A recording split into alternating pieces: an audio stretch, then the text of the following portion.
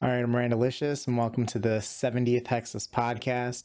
So on this podcast, we're going to be talking about the state of third-party clients, the new Grandmaster quest that came out, the old school RuneScape leagues that were announced, RuneFest happened. We're going to be talking about the clan system and Mauritania expansion and group Ironman.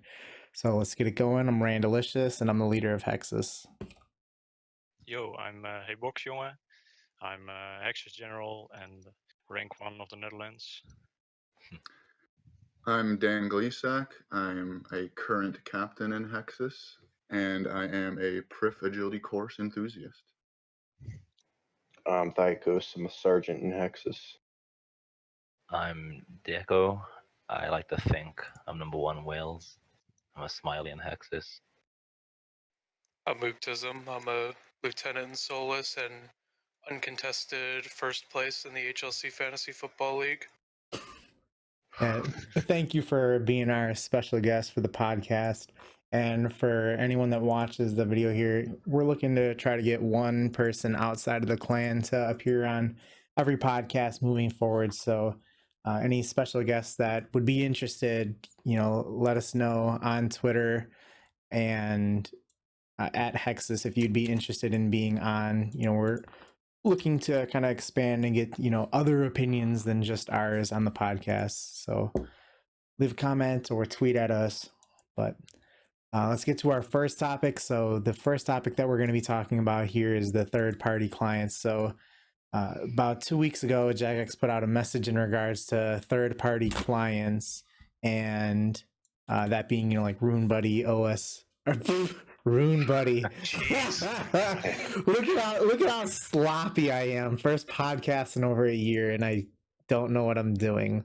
So what do you guys think about the post that they put out? So in the thing they talked about the third-party clients, RuneLite, OS Buddy, the steroid client, and they talked about some of the unacceptable features that are on there, and some of those, it's a pretty big list, but that list is features which allow you to engage in blackjacking NPCs with fewer clicks than their client would allow, features which allow you to interact with altars with fewer clicks than their client, features that allow you to interact with the construction hotspots and items in fewer clicks, features which allow you to interact with fewer clicks, interact with logs with fewer clicks, features which tell you where Vorkath attacks might land, features which tell you where to stand to avoid Zulrah attacks and what protection players activate, and features which tell you what the next demonic gorilla's attack will be.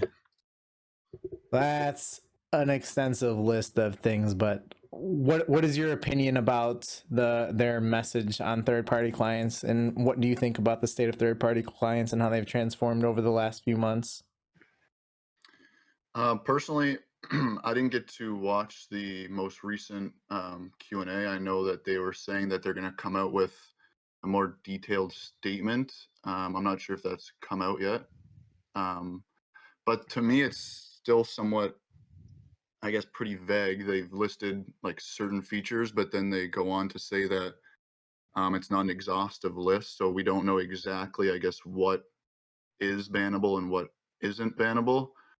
To me, it's kind of like, I don't know, we've been talking about like scare tactics and stuff in the community. So with that AHK being bannable a while ago, they kind of use that as a way to, I guess, scare people off from using AHK. And half those things that they listed, like the features, I'm not sure if they can even track that themselves. Like I know the Vorkath or More on that to come. Yeah, so it'd be interesting, I guess, to see if they can actually do something about that. Because to me, I mean, you shouldn't be able to not know how to kill a boss at all and go in there and be able to kill it your first try. So I'm glad they actually came out with, I guess, a statement, but I think it's still a little vague. I want to get a little more detail out of them, personally.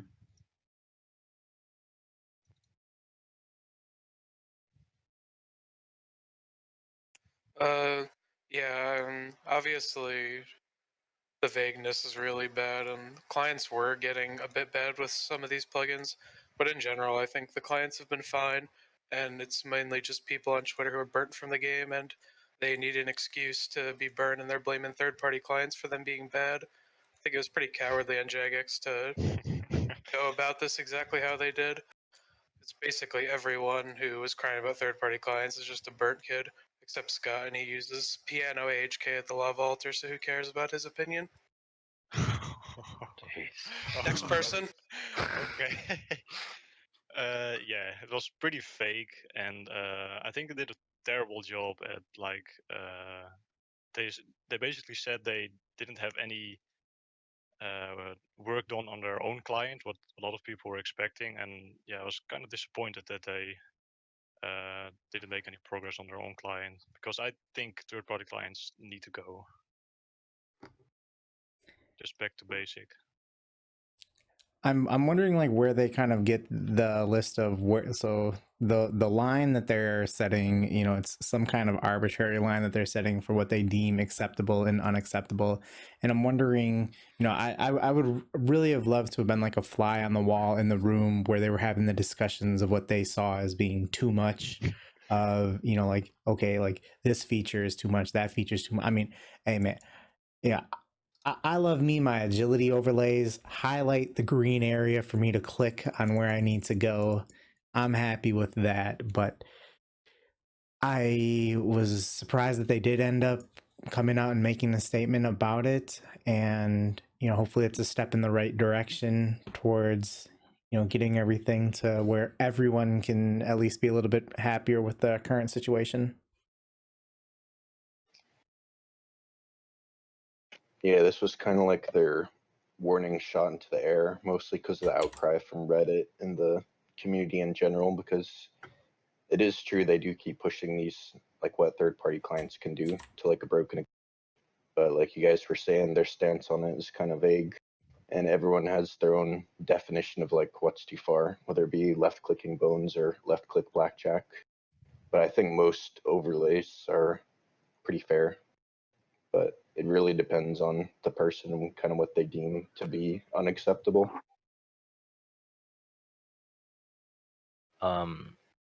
I'd like to comment on like what took them so long to make that statement.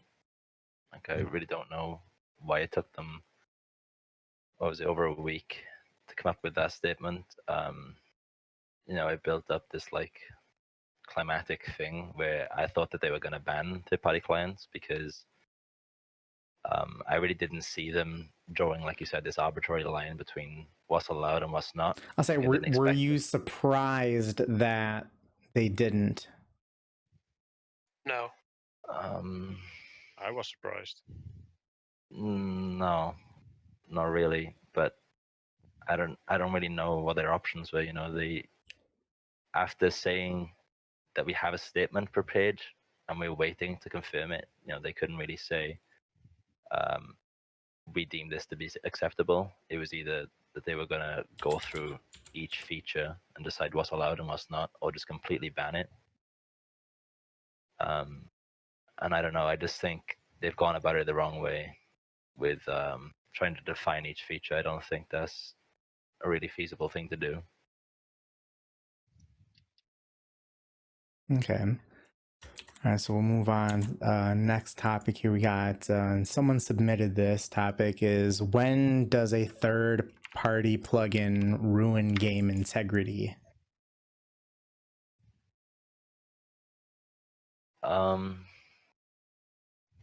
I think one of the biggest ones, in my opinion, is menu entry swapper.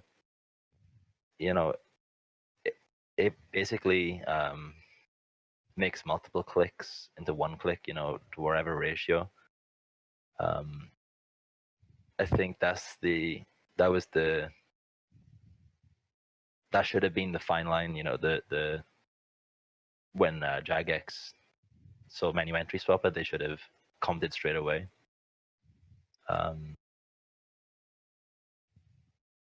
Yeah, for me, you know, AHK was banned because of the ratios, and menu entry swapper is much worse. So that's when it ruins it. It's when it makes multiple clicks into one. I don't really think there's like some sort of defined set. So if a client or if a plugin's going too far, I think it would just be a common sense basis, plugin by plugin.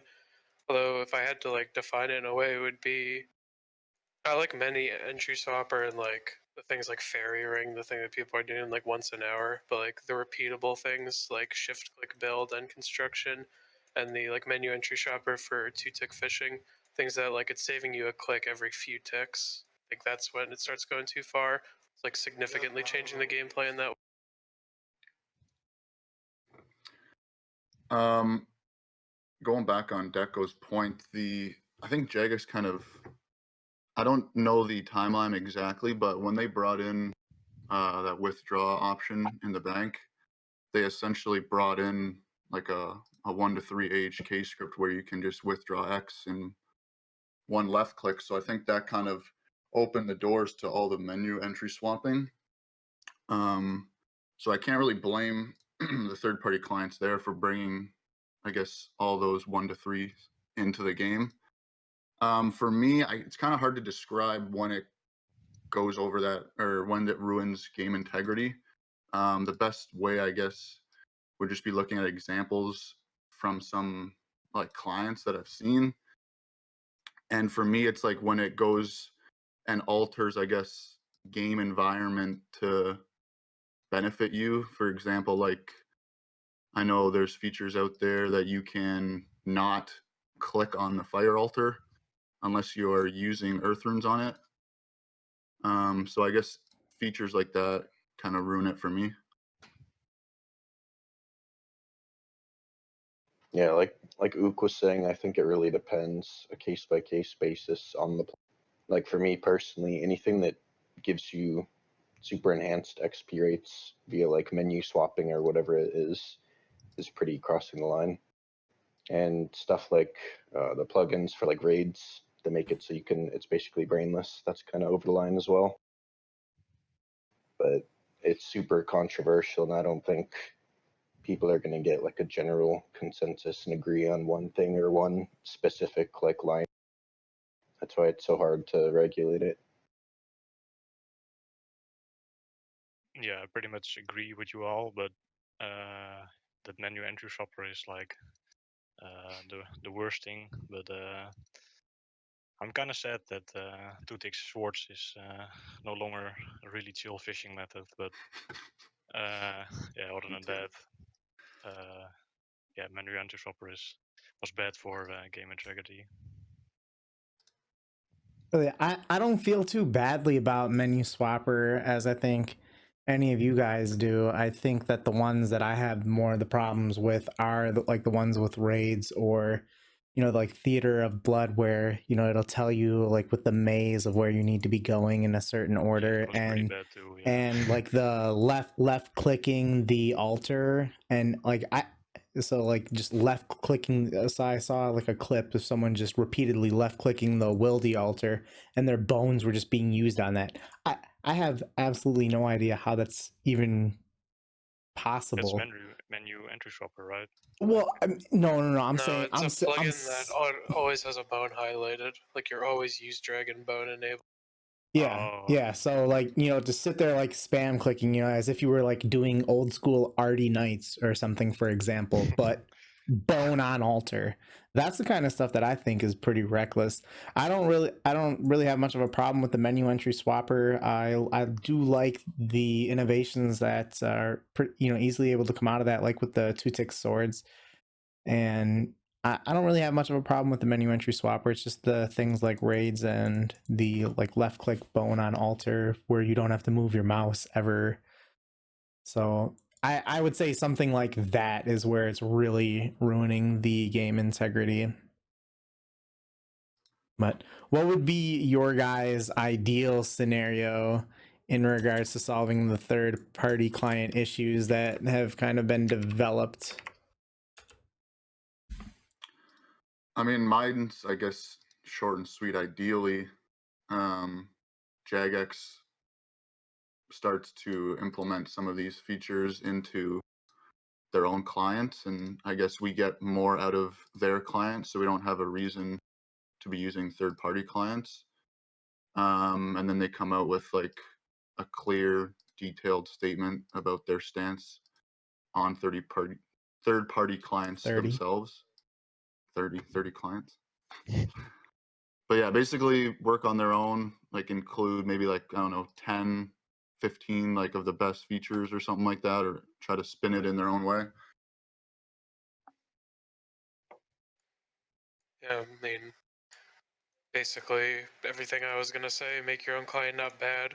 Specifically, things like opening multiple clients is ridiculous in Yeah, the I've heard normal client. I've heard from King Ace Too Cool about the struggles of that.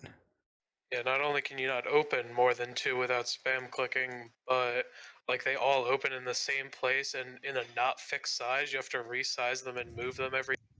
Like it's just a joke. The original client's awful. It was good when it was made, but it's time to upgrade it. It's bad now. Yeah, I don't think there's a simple solution for it. Like in a perfect world, they would just partner with RuneLite and have certain OP plugins removed. But I think people have created so many like custom clients, they would have to deal with it on a case by case basis and remove like obviously broken stuff like the left click bones you're talking about, stuff like that.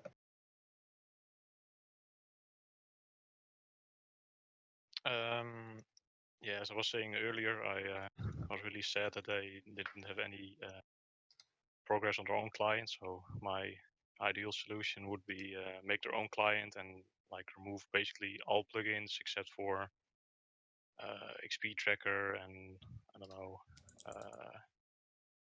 some agility plugins or something like that. But Would you'd prefer that over very what we have basic. right now? Yeah, Okay. I think so. Yeah. I don't know if they have the capabilities of detecting like what client you are currently logged into. Like, can they tell that I am currently logged into RuneLite and not No. the old? They can't. Oh, Okay, that's unfortunate because I was thinking that the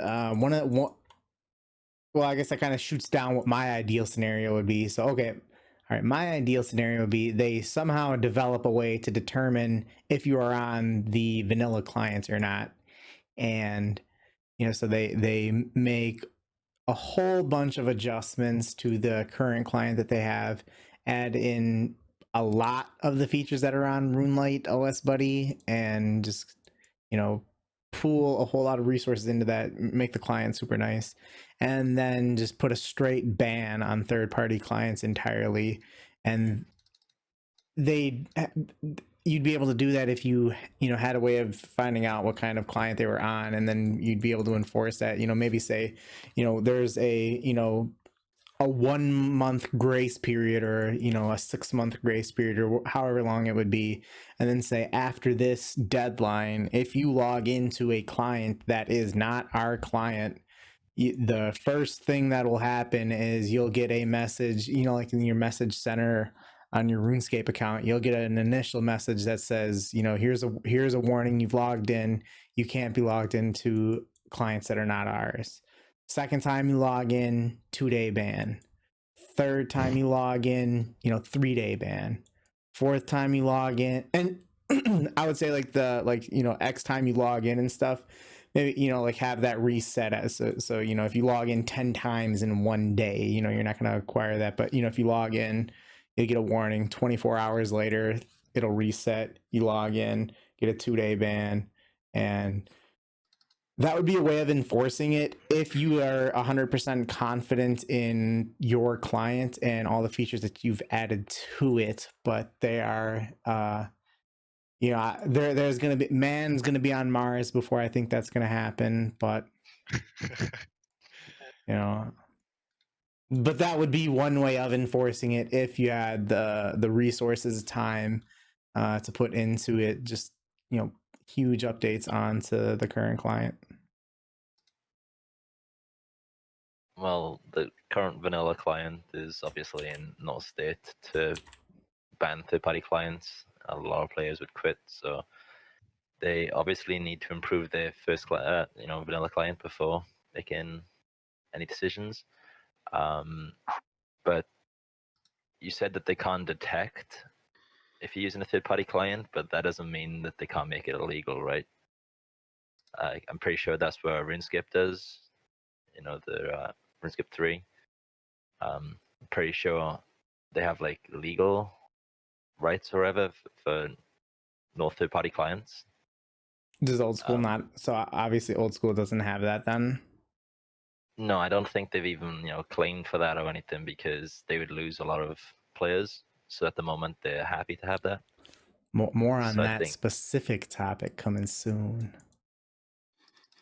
yeah, my solution is to just make the vanilla client better and then get legal action against third-party clients. So even if they can't detect, they can have them taken down legally. I suppose that would probably be an easier way than my, ideal scenario. I also don't think your way is possible.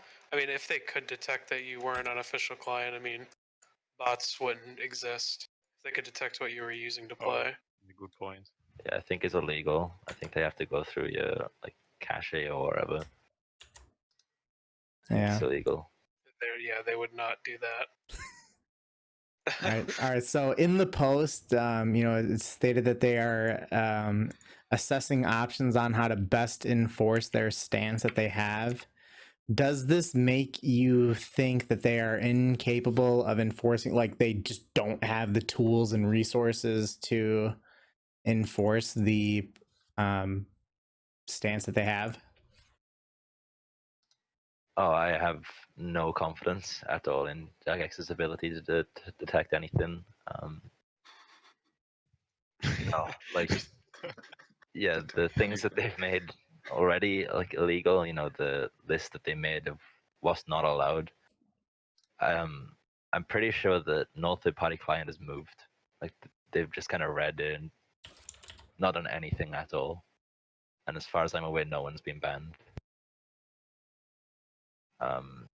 Yeah, I can confidently say that they can't detect anything. I agree with you on they're having that it didn't take any action so far, but I talked to the Runelight developer, and he said that menu entry shopper is detectable. So I'm not sure what Jagex is doing, but I think they should ban people if they can detect it, or at least give warnings or something. But I don't think Jagex has the balls to actually do it. No. But they can detect it according to the Runelight developer. Oh, that's good that they have that. Yeah, certain things. Menu entry shopper seems like something that would be detect. Some things that are banned, like ground items, are just they're not going to be able to detect that. And normally, I love flaming Jagex, but every game ever has had botting and hacking problems, and I don't really think it's fair to flame them for not being able to stop all cheating. It's just not going to be able to happen. So some things that they want banned, people are going to use, and there's no way they're going to be able to detect it, and that's just how it works. Yeah, I think they've realized there's such a majority of the player base that uses third-party clients now. They really have to be careful of how they proceed. A lot of the features aren't detectable, like we were just, but the ones that are detectable, if it's true they can detect menu entry swapper, I think it should be banned in cases where it gives significant XP or GP boosting per hour. But simple stuff like being able to left click a banker, I don't know. I think it has to be looked at by a case by case basis for what the person is actually using it for and whether it's deemed abusive or not. Yeah, I think the left click a banker, no issues with that. And going back to one of the previous questions, what I remembered when we were talking, I saw a clip of someone they were doing the granite, and they didn't have to all they had to do was just left click their herb in their inventory, and it would herb tar for them. So they didn't have to use the use the two on each other. There's just like click one of them and it just automatically use it on that, so they could take away a click from the whole cycle. So that like that right there, I'd say like one of the things that would ruin integrity, and you know that'd be one of the things that they'd obviously easily be able to detect. I think that they definitely have some of the tools to enforce some of the what they have to do, and you know they're working on the others. So you know it's exciting news seeing what's going on and the progress that they're making.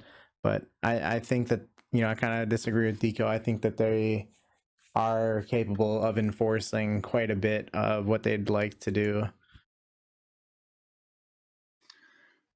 Yeah, basically, I'm with Randy on that one. I think they're basically trying to, I guess, weigh out all the options possible. And obviously, at the end of the day, they're in the business for money. So I think they're just trying to weigh out the pros and cons of each thing, because obviously a lot of people do play third-party clients, so they don't want to just act quick now and then regret it later on. Yeah, so Mod Matt K, who has since, you know, in the last few months, Matt K left Jagex. He put out a tweet in the last couple weeks in regards to the third-party clients, and his tweet was the following: the main difference is a handful of people you can scare off using AHK versus 80% of the player base using third-party clients, which if you ban would destroy the company. So Matt K used to be the product manager for old school RuneScape. You know, that is like the top position for the game. And, you know, I don't know what he's doing right now. I hope him and his wife are doing fine. But you know, that for given the position that he was in, to tweet something like this about that is a very, you know, like polarizing tweet. What do you guys think about Matt K, previous ex product manager of the game, putting out a tweet like that? I think he knows. He knows that the majority of players, they just enjoy using third-party clients, and it's unrealistic at this point to take them away completely. So it comes down to regulation, and that's where it gets sticky, because I don't think they know how to proceed, like how to regulate third-party clients. But yeah, there's no way that they'll ever like remove all third-party clients, and I highly doubt the vanilla client will ever be updated to a point where it could replace any client. Yeah, I think that it's a very tough situation for them to be in, and you know, kind of looking at. I'm sure that the 80% numbers that he has, like he's not pulling that out of his. I mean, I know that we're discussing here that they don't have the ability to detect if you are on, like specifically if you're logged into one client or the other, but I'm sure that he's probably not pulling that 80% number out of his ass. That does sound like it's probably pretty accurate. In fact, I would think that it's probably higher than 80%, probably closer to like 90, 95% of accounts are logged in on third-party clients. You also have mobile. Oh, you know what? That's a real good point. I retract that statement entirely. But from desktop, it's probably like 90%. Yeah. Desktop, it's got to be super high, and I don't know. I just feel like that's such a powerful, polarizing message to put out there, and you know, like using word like scaring off people and like saying like if you ban it, it would destroy the company. Like I don't know. That's wild, reckless words to be using, and you know it's nice to see that you know I guess hear him without you know having any filters or regulations on his opinion. Appreciate that he's putting it out there, but I don't think that he's too far off. I don't think the company would be destroyed or the game would fold, but you know we'd probably be talking, you know, if they just completely right now, like if at the end of this podcast they announce all third-party clients are banned and we are putting minimal effort into updating the vanilla client, you'd probably get the same number, like percentage of quits and things like that, similar to when they got rid of the GE and wilderness way back. That'd probably be comparable. I don't know what you guys think. Me personally, I think again, like what I said earlier, it comes down to like the whole money, their business. They don't want to like screw over profits and stuff. But it's nice personally to see. I mean, I know he's not working there anymore, but I'd like to see this type of like transparency a lot more from mods. Just saying, I know you can't say obviously like everything straight up as he just did, but I definitely appreciate the straightforwardness from him. And it leads me to believe anyways that they won't ever put an actual ban on third party clients, because then you're going to have that big drop in players. I know from the people that I speak with personally, I don't know if they're over exaggerating or what, but there's a good majority of people that will just straight up quit if they have to go back to the vanilla client. That's a good point here. Real quick, let me interject. Like, what would you guys do if they today banned third-party clients entirely? Cry and log back in on vanilla. Yes. No, not even cry. I would just go on. Would there be any chance that it would make you quit or think about quitting? No, No. No, we're I all would in think- too deep. Just make the game less enjoyable, honestly. No. I mean, we all played like in browser back in the day. Like, Yeah, but you know, I mean, Not He like can't, this, he though. can't compare us going for 200 mil all and us fucking fishing trout. 2007. we are all mentally conditioned to very different from, you know, even I'll say just like when old school came out, you know, like, or even like 5 years ago. I don't know. I'd think about it. I'd probably give myself like a 7.3% Right. chance that I'd quit, but oh, I really? still wouldn't. All right, go ahead, Ook. What do you think about Matt's tweet? Well, I mean, first of all, it was worded absolutely horribly, which just seemed to carry over from his time at Jagex. But other than the horrible wording of this tweet, that made it seem like that they're trying to get high level players to quit by banning AHK. The tweet just makes sense. You just take away the bad wording, obviously. Like the AHK ban, like maybe one person or two people were gonna quit. Third party Marmite client did. ban would. Okay, I didn't know that, but okay, so yeah, a couple people quit. Third party clients, it wouldn't destroy the game, but when you're talking about a company, like 20% of the people quitting is a disastrous situation. So obviously they don't want that, so it just makes sense. They're not going to ban third party clients, they're just going to try to limit them or make the original client not bad. I think he's way overshooting with saying that 80% will quit. I think it's fair to say that 80% of the players are currently playing on a Oh, third-party client. Yeah, I don't think he he's said they saying. would all quit. Yeah, I don't He think just he's said they use saying. them. Yeah. Oh, okay. I think roughly 10% would quit the game outright. And like Ook said, 10-20% is a huge number. That's not something that they're gonna want to sacrifice, you know. Like, I think very few people will quit because they're in the game. Maybe 2-3% of players are burning out or quitting because third-party clients exist. But thinking about like whether I want them banned and would I quit, so originally, you know, when I first saw the left click shit that went down, I was quite dramatic about it, and I thought that, you know, I want them banned right now. You know, I want everyone to play on vanilla. And after some time settling down, a couple of days, I'd really miss a lot of the features third-party clients have, such as like entity hider. It's a big one for me. Oh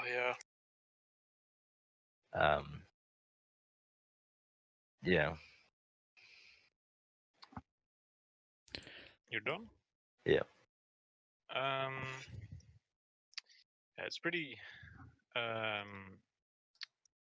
pretty strange, like for him to say that they were actually banning HK because to scare off people, and yeah, that was I was kind of shocked about it, but I kind of knew it beforehand. But him actually saying it was kind of weird. But and on the third-party clients part, they just waited too long to take action before it got out of hand, and now they basically fucked themselves. And I would like to see them improve their own client, but I don't know what they're gonna do, and I don't even feel sorry for them. Do you think the evolution of third-party clients getting to the point that they're currently at was something that was inevitable? Yeah. Okay. Yeah. Good I don't point. know. Yeah, because I think that we would have hit this point regardless of, RuneLight or like clients would have made it to this point at some point anyway. I'm wondering like how much like it's interesting to think about with the AHK ban that they did and the as Dan was saying with the different banking options, like left clicking like X and whatnot. It's interesting to think like if they never would have touched AHK, how like because I feel like a lot of the plugins that have come out have kind of been influenced to counter the banning of that. It's interesting to see like the ripple effects of that. But not even plugins, just also game updates. Yeah. With the withdrawal all and withdrawal X. And well, let me cut in real quick. I think that the withdrawal X and the withdrawal was basically mobile. Right? Yeah, that was more. I would say that's more so heavily influenced by mobile. Now that we're talking about it here a little bit, but but I do think that the AHK ban has had ripple effects onto third-party clients and the evolution. Because I mean, if you look at the rapid development of them, from like Orion was the initial client that came out, and that was like July or August of 2013. And obviously it then rebranded to OS Buddy, but the first like 4 years of old school RuneScape up until the point in which they banned AHK third part, there has been more progress in terms of OP clients, broken stuff and all that in the last 2 years than there was in the first like 4.5. Okay. Yeah, I want to add one more thing to something that was like a few questions back. You were talking about the enhanced plugin for mining, right? With the Yes. 3-tick being left click. Yeah. But they also added the Celestial Spark. There was one left click 4-tick action. What if they would add, like with the game update, an item that like was a 3-tick action and was left clickable? Don't give them ideas, man. that is how possible. How much would you pay for that item if it was tradable? 2,000. Yeah, easily. No, I would hate it. I mean, mining's such a good method currently. Yeah, but I can see that coming in the game. Like it's not impossible. That would be a really. I would really. I never thought about that before. I would really love for that to come. Make it. Make it a boss drop. Hey, they're looking for. We'll discuss We'll discuss the Mauritania expansion here later, but that's my suggestion. Just a fucking left clicks, 3 ticks, and then start a 3-tick cycle. What have I done? I'm about to put out the tweet for it. Oh no. But all right.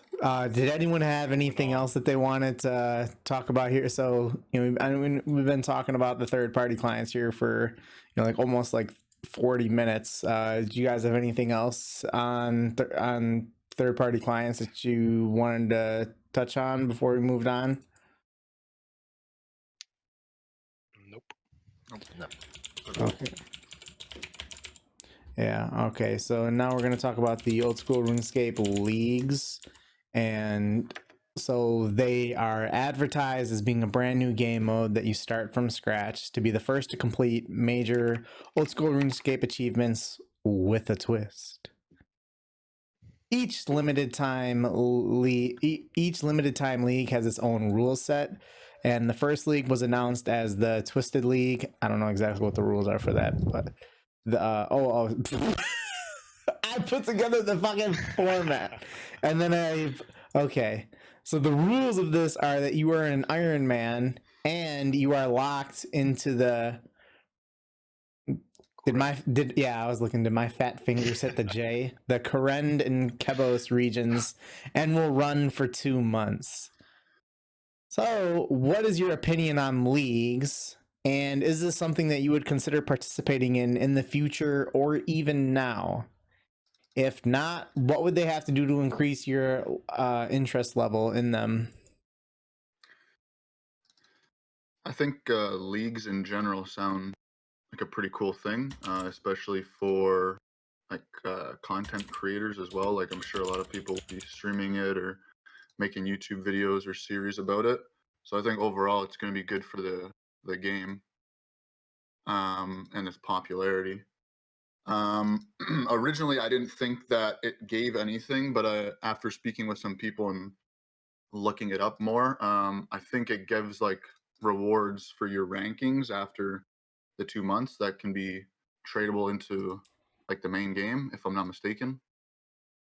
So I think I might do it for the first couple leagues, see if it's like a decent alt method maybe, and then if it's like a bad alt method, then obviously I wouldn't. But basically, I'll only be using it if it's good for my alt. Other than that, I don't play any. Or sorry, my main. If it's good for my main, not my alt. Okay. Yeah, it's for sure good for the game. Everyone's gonna stream it. People will love it, and yeah, I don't really care about it, and I'm not gonna play it, and I don't think there's anything they can like adjust to make me play it. So yeah, it's that content for me. I think they like missed a huge opportunity here for this to like not be locked to an area and just like see who is the most knowledgeable players and best mechanically to do things with limited supplies and gear. But Well, I mean, I think this is just going to come down to who can craft some weird route in Zaya that nobody else thought of, and I just don't think it's very fun. I mean, it's only the first. They're going to be coming out with leagues after this, which it's going to be like a trial and error for the first couple leagues here. Maybe the next one is that it locks you into, a different section. Like maybe it locks you into like Falador, Varrock, Lumbridge, just kind of that area, and gives you X number of supplies and stuff. I think that there's going to be a lot of potential for this, and I think that the best thing that they like it's a brilliant business decision for them, because these leagues I don't know, I wouldn't imagine people are going to be doing these on their main accounts. So think of all the people that are going to be creating a secondary account to do this, and with all the stuff that all the filters and rules and stuff that they're applying to it, I think that it's very interesting. It'll be real cool to follow in. I don't have a whole lot of interest in the first one here, being Ironman and in the region in which it takes place in, but I do really like the idea as a whole. Good interest, good game mode activities for people to play, and it's a great business decision for them. I don't know what they'd have to do to make me have a little bit more interest in it, but like to participate myself, just because, too dead set on burning out when I have only rune crafting left. But I don't know. I mean, I love the idea as well. I think the idea is great. I just don't like the idea that it's locked to an area. I'd like to see a full game one as the next one, and of course still Iron Man mode to stop cheating, but just the full area of the game. I think would be much better and interesting to watch, and I think the better players would win. This is definitely streamer content. I Yeah. look forward to watching streamers play it, but it's not something that I'm interested in. At least not this series, and I don't see this series being all too popular. I just won't be participating in it because I don't have like a Zaya locked Ironman, so I'm not too knowledgeable on Zaya as a whole. And I think the challenges were like PVM at the elite stages. So like I think they made like a metamorphosize Alm or something as like the elite tier. Oh yeah. I don't know if they've changed that, but I saw a lot of people like commenting Yeah, they that have no idea what they're doing. yeah, they haven't got a clue with the game. Like it's impossible to do that. But yeah, I look forward to the streamers playing it. Yeah, some of the challenges definitely need to be reworked. Like, as someone that's done a ton of CM, there's no way a Zaya only Ironman is even going to meet the challenge time for a CM. But it is good content for streamers, and I agree with Randy that it probably was a really smart business move to release the game mode, but I don't think I would ever play it because I'm not an Ironman type player. It really just seems like a bigger expansion to the King of the Skill when they did that. What was that November 2017, right? Yes. Yeah, so it just seems like it's a bigger expansion to that as an idea that they had, which would have been cool if they would have came back out with that. If they would have, I really like the idea of the King of the Skills, so this is just a better version of that. But all right, so we had a new Grandmaster quest that came out. It's called the Fremenic Exiles, and it was released a couple weeks ago. The reward from the quest is an upgraded. I don't know how to properly pronounce the helm. Does anyone know the proper pronunciation? Nice or not? There you go. Nate is not. Nate is not. There it is. All right. Did you guys complete the quest? If you did, what did you think about it? What kind of feedback would you give on the quest? I didn't do the quest, but everyone who's done it has told me that it takes like half an hour to do, which is pretty disappointing from a Grandmaster quest. I think that Fremi Isles probably takes longer to do it than the next one up. Yeah, I did the quest on my alt on release, and it was so boring that I burned out like 50 minutes in, and it was only 30 minutes quest. And then I joined, I think, Wook's stream, and he was killing the Basilisk Knights, and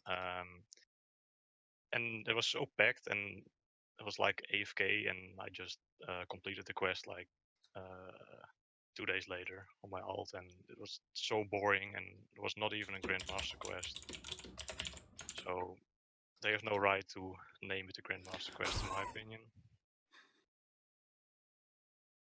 Yeah, I didn't even know it was classified as a Grandmaster. I've heard it's really fast. I haven't done it yet, just because I've been doing non-combat stuff. I think the only weird part is when they cave to Reddit and they buff the whatever the monster is that drops the best in slot helm. Yeah, like when they buffed it just because of Reddit complaints, that was kind of odd. But I think it's good that to slowly add best in slot items like over time, because the game does have to progress, even if it's like. Do you think it should have been added in a different way other than a 30-minute quest? I think the quest definitely should have been longer, and it's kind of weird that it was such a low-level Slayer monster, but I don't. All right. So we're a little bit late to the party on this, but I just want to talk about warding for a little bit here. So warding was pulled during the summer. It was the most voted on poll ever. It had 125,147 votes, which, given that there are millions of players, that doesn't seem like a lot of votes, really, if you think about it that way. But The final vote on it was 66.4% yes and 33.6% no. What did you think about warding? What was your opinion on it? And do you think another skill will be proposed in the next 2 years? And do you think a new skill would ever pass? I voted no on warding, of course, because I Hold just on, finished. real quick. How many times did you vote no? Three times. Let everyone know how many times you Yeah. guys voted yes or no. I voted 3 times no, but mainly because it was like crafting 2, and I just finished crafting, and it was very boring, so it was just a bad idea for a skill. And I think they will announce a new skill maybe next year, but definitely in 2 years. And if it's a good idea, I might consider voting yes, but I do think a skill will come into the game, like at least within 5 years. But 2 years, I don't know.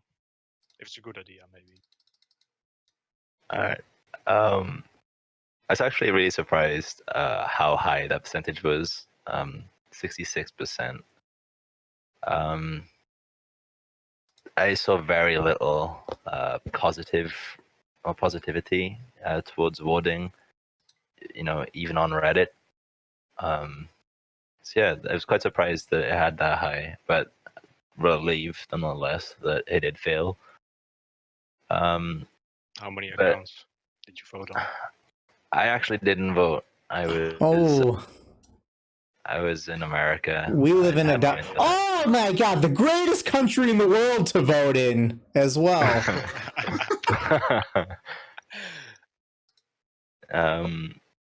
But if they do insist on adding a new skill, I have an unpopular opinion. Just fucking add dungeoneering.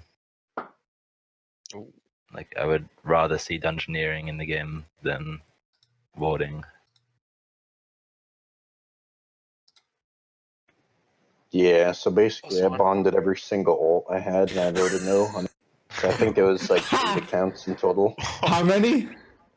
8 accounts at least. But I'm looking at the Google Doc and I'm very surprised that it got 66% yes vote. I didn't know it was that close. Like I thought it failed like harder than that. But yeah, it was just a terrible idea from the beginning.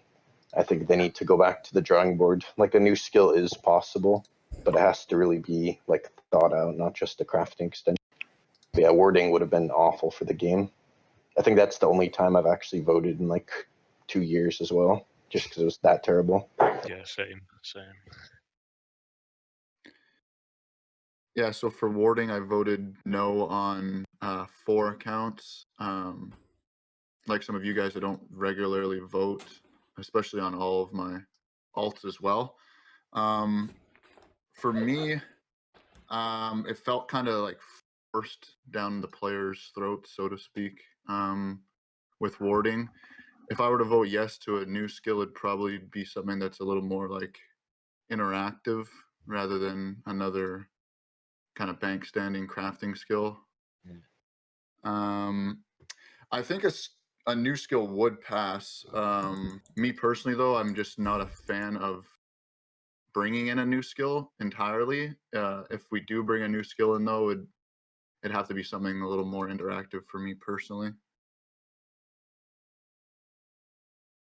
I'm very surprised at how much of a percentage of people voted yes, based on the feedback that I was seeing at the time that it was talked about. Like, if you would have flipped the numbers around, 66% no, 33% yes, I still would have thought that's too much support from what I was seeing. So it shocks me how much support it actually got. So that makes me kind of think, like, how many people just log into this game and vote yes to the skill, train it to level 60, and then just never touch it again, and then complain, oh, there's not enough to do in the game, so let me vote yes to everything else that's coming in and being pulled. So I gotta say, I'm a little concerned how many people voted yes to it, and I'm surprised that they didn't pull it a second time. So they pulled Artisan 3 times and it failed all 3. They pulled Sailing. That one failed pretty. I don't remember the exact number for Sailing. I think it was around the same percentage. The Sailing failed. They never talked about it again. And here, with them not talking about it or not re-pulling it after the initial fail, that to me is, you know, a little surprising as well. But I don't think that they're going to propose a new skill in the next 2 years. I think that they're pretty well aware at this point the players' overall opinions on skills. I don't think that there's a skill that could fit into the game at this point. I think earlier on in the game, you know, like 4 or 5 years ago, they would have been able to come out with something that would have been able to be developed and fit into where we currently are now. But I think that there's just been far too many updates to the game so far to where I just don't think that there's room for a quality, good, well-developed skill to fit into how the game is currently. And there's nothing wrong with that. There's, you know, 23 skills and 22 of them are really nice and really good. So there's, yeah. So What's the other one? the rune crafting is not a good skill. Come on, man. Come on. Out of for those between Artisan, Sailing, and Warding, what's your guys' order on that in terms of best to worst? I voted yes on Sailing, I think. So Sailing and the Artisan, I can't even remember like what it was like. It was Slayer for skilling. Yeah. Oh, It was the worst. I put that at the bottom below any idea they could have ever possibly thought of. yeah. Warding, same. Artisan is so much worse than Warding. It's so much worse than everything. Warding was also awful. We already have 2 skills that are sitting at a bank. We don't need another one, and Sailing was alright. Dungeoneering is 10 times better than Sailing, though, and they should put that into the game. Bump. And like I was scared at the Warding results, especially since, you know, we can't see the results. I thought that it was gonna pass, and I was like scared that it was going to. I do remember I voted no to Artisan the first 2 times. On the 3rd time, though, I did vote yes. And looking at it here with, you know, 5 years at hindsight, it was a pretty bad skill. But I'd go with Sailing as number 1, Artisan 2, Warding 3. I don't hate any of them that were pulled, but don't feel like any of them belong either. Yeah, mine would be same as Randy. Sailing 1, Artisan 2, Warding 3, but no to all 3 of them. Say Artisan definitely couldn't be added to the game now with how many people are 99 and 200 mils in the skills that would be trained. Oh yeah, Like you would lose a lot of hours by having like 200 mil mining or something right now. You could be losing hundreds of hours in Artisan. Yeah. So it definitely can't be added now. agreed. And so one of the polls that have come out recently was the bounty hunter rewards poll, and in that they had a couple of near misses. And having the ability to own more than 1 rune pouch, it failed by 0.3%, and owning more than 1 looting bag failed by 1.3%. Would you have liked to see these? Would you have liked to see those pass? And do you think there's any harm in having more than one of them? What do you think? I voted no to this. Elaborate.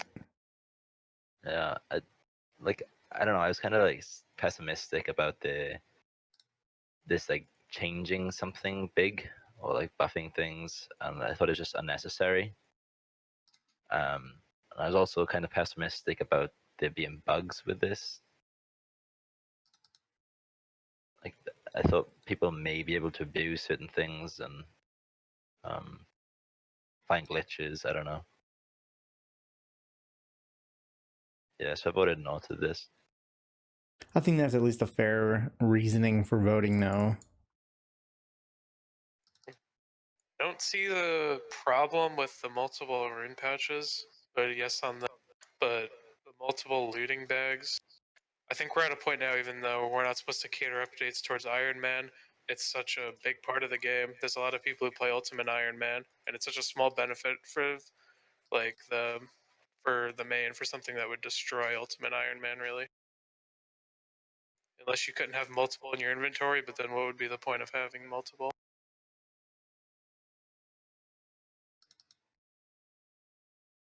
Yeah, the multiple ring pouches, I don't really see any problem with that. But the looting bag thing, that's just a straight up Ironman appeal. And I didn't vote on this poll, but I'm glad it didn't pass. Yeah, I agree on you there, but isn't it also that meant you can own more looting bags? Like you have spares in your bank, so if you die PKing or something, you can grab a new one? Or I didn't vote, so I don't know. That's pretty much the premise of it.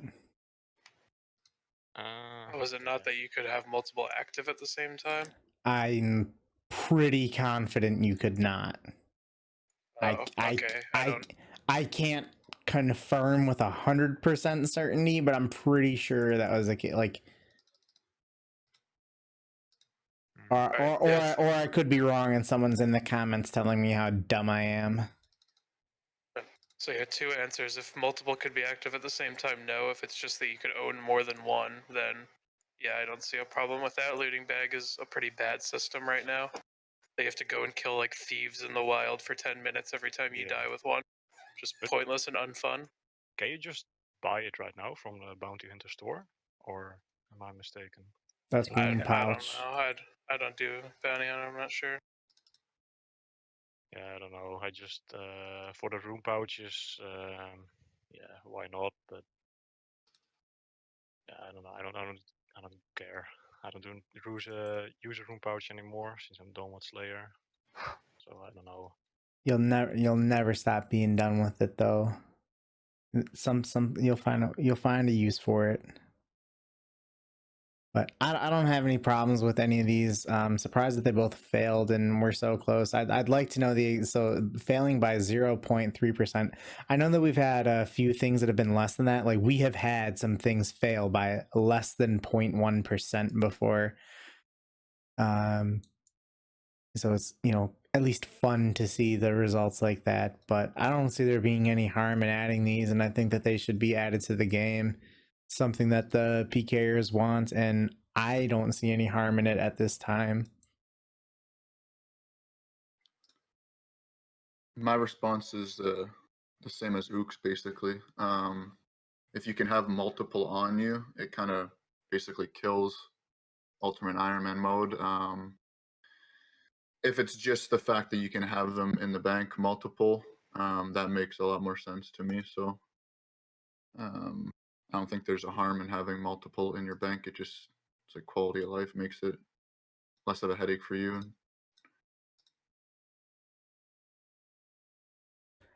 Yeah, so one of the other things that was on the poll was the Dragon High Robes.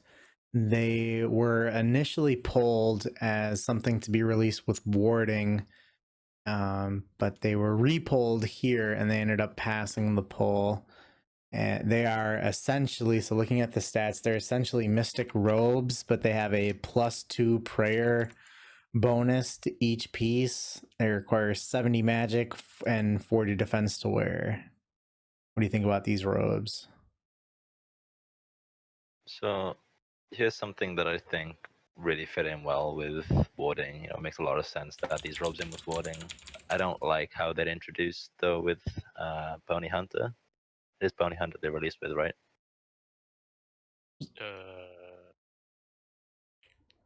What do you say? These are robes are released with Bounty Hunter, right?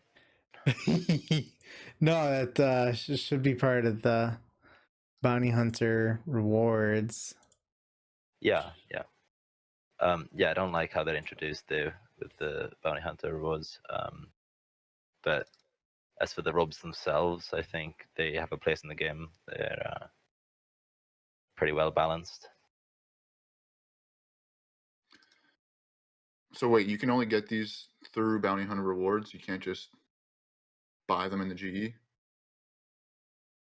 Does anyone know that, or are we just like guessing at this point? I mean, they haven't Don't been think really, they've specified, haven't been no. really. I mean, I imagine it would Right. be, you know, like similar to what you buy an emblem, use the emblem to get points, use the points to buy the robes, put the robes in the GE, is how I imagine it being. Okay. Because I'm thinking they're kind of relatable to like God D'hide, where it just gives a like a prayer bonus to That's D'hide. It's same thing for magic, except mystic Yeah. robes with prayer bonus. So, I mean, it makes sense. I agree with Deco. I don't agree with, I guess, bringing them in through bounty hunter per se. But yeah, it seems like they'd fit in the game, kind of just like God D'hide did.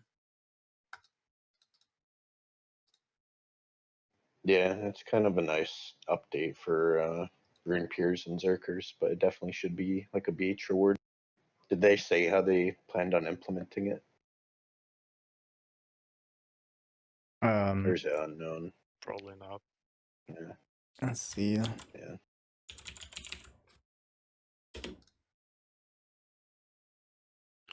See, so it says here, with mysterious emblems leaving the Wilderness Slayer loot table, we would like to offer the following additional rewards from Laren's chest to make up for the lost Oh. value. If- Oh, okay. So Wildy Slayer. Yeah, I guess that fits in pretty nicely then. Yeah, not too bad. Okay. All right, I like the idea of it. I think that's a real good point, bringing up the God D'hide and pretty much showing the comparison for that, just getting the magic equivalent to that. No issues with this. Real good update. So there were a lot of things that failed the poll, and that's bounty crates, and the bounty crates did not do well. There was a lot of things that failed, and I'm just gonna briefly talk about them real quick. So there was a Sarah sword up, and I'm not gonna go into the specifics as to what each upgrade was, but there was a Saradomin sword upgrade that failed by 9.5%. There was a Abyssal Dagger upgrade that failed by 1.5%. And some ones here that failed pretty heavily here. We got the Stadius Warhammer failed by 14.7%, and that was set to where it could only be used in PvP only. So it's not even like you use it for PVM or any of that like specific use just for that. Then there's the Vesta Longsword, failed by 15.2% to be used in PvP only. The Zuriel Staff failed by 14.7% to be used in PvP only.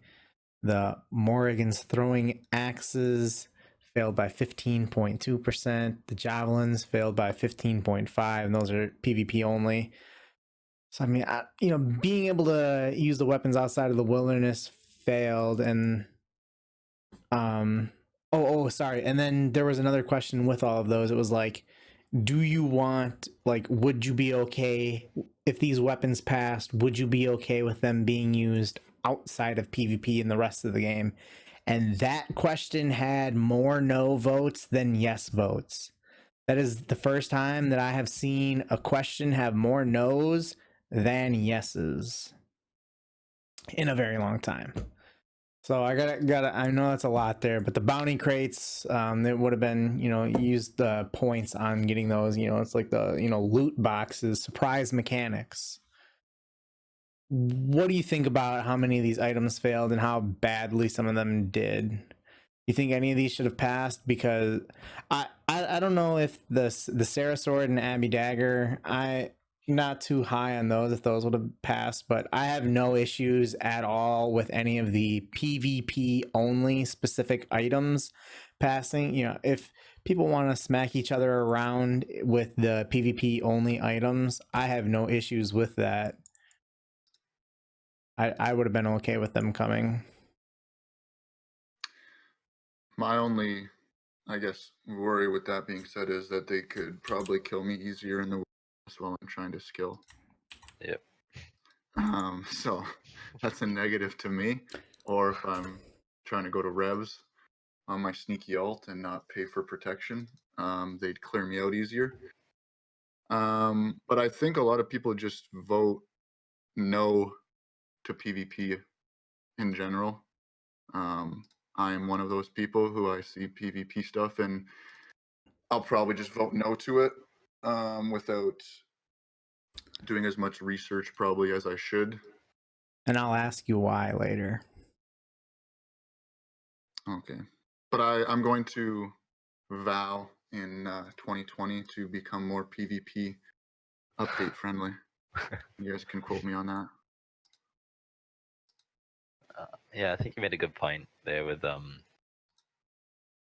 why would we vote yes to something that kills us easier? You know, I don't PvP.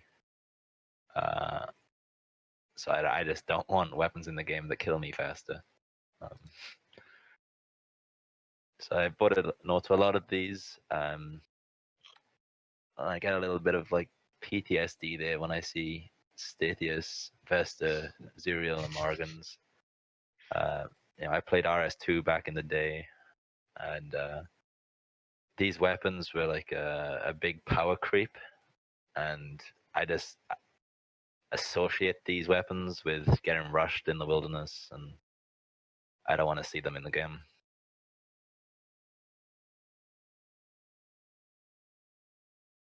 Okay.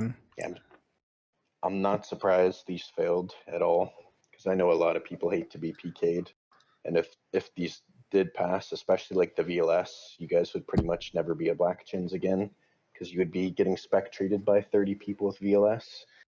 But I know a lot of these were like nerfed versions of what they were pre-EOC, because they used to be a lot stronger.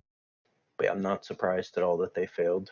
Although it would be cool to see them in the wild. I know that's unlikely that they'll ever pass. Do you think they failed because of their name? Like, if you slapped a different name on that, like just slapping a different name on it, how much better do you think they would have done in the polls? 5-10% They would better? have done, yeah, they would have done better, but they would have failed for sure.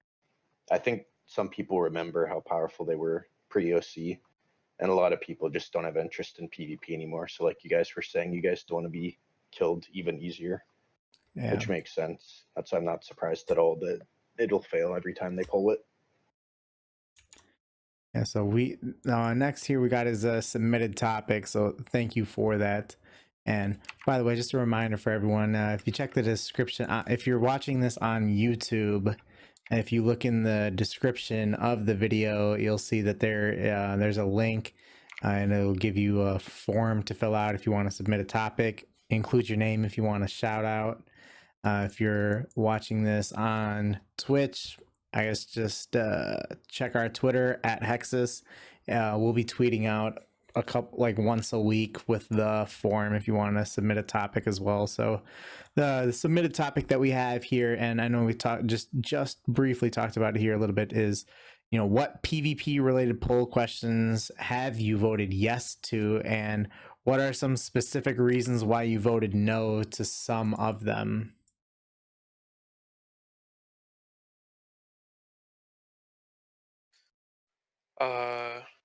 Let's see. What PvP questions have I voted yes to? Well, I voted on every PvP poll, and I have yet to vote yes to a single PvP question. And specific reasons why: I want them all to quit. I want them to form a single file line and go to Fortnite and get out of our game. Get them out. And I'm doing red chins for Hunter, so y'all have 2 weeks with prayer to kill me if you're mad about that. Good luck. I just want to say here, I'll and any PKer wants his world, send me a message. I got you. 50 Here, mil. back on my friend list. 50 mil.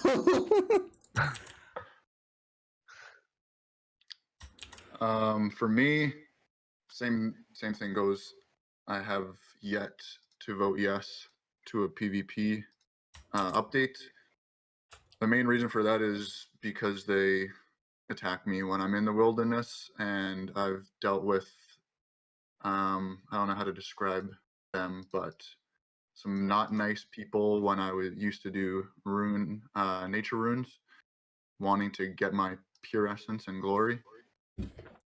So they can all get my no vote. But in 2020, you might get my yes vote to one. I don't remember the last time that I voted yes to PvP updates. Maybe like very early on, like Wilderness Rejuvenation, whatever. Where they added like the demi bosses and Fountain of Rune and stuff like that. I thought some of those ideas were pretty creative. But overall, I'm not a fan of being ragged by someone if I'm trying to do an activity. So I'd rather those activities not being in the wilderness. Yeah, I haven't voted in a long time besides for warding. But the only thing PvP related I would vote for is if they added bosses in the wild or something. Because I'm just gonna assume that PvP weapons aren't gonna. That's why it's not really even worth voting on because you already know it's not gonna happen. Also, I've never met a nice PKer personally. Yeah. And when they kill me, they say not nice things. It hurts my feelings. So that's why I vote no, to hurt their feelings. I met a lot of great guys when I was doing Hunter, and I guess that I'm a little bit more in favor of PvP things because like I finished Prayer and Hunter like 3 years ago, so I don't do anything in the wilderness. So I guess that's why I'm a little bit more sympathetic and supportive of any PvP updates. So it's a good way of looking at it with you guys. Saying you don't want it to get because you don't want to get killed faster. Like I finished before like a D claws came in. I'm sure that made black chin hunting a little bit easier for PKers, but yeah, I don't know. Say it's harder to die now because of bulwark and stuff. Oh, okay. So ever changing dynamics. I wish they would focus on like PvP updates for killing other PvPers.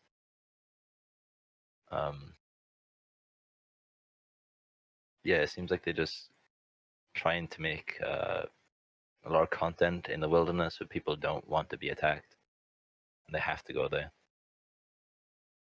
Like, I don't know, if I PK'd, I would want to have a fair fight. I'd want to fight other PKers. I wouldn't want to fight someone who's trying to catch chin chompers. It's just brain dead content. Yeah, I think that they have done a very good job putting content in the like revs, like PVM bosses, even more so accelerating that with the PVM boss pets and the black chins. There's I would say that like obviously I know that they have like these hot spots, like the biggest hot spots in the wilderness are skilling locations. So aside from the PvP worlds and Bounty Hunter, like I don't really know what they have done recently or what they could do to influence more play, like actual PvPers versus PvPers, not PvP versus PVM or PvP versus skilling.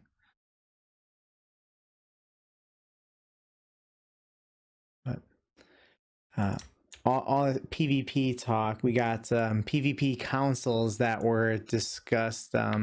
So player councils, this was something that was originally brought up back in 2014, and with that there would have been skilling, PVM, and PvP.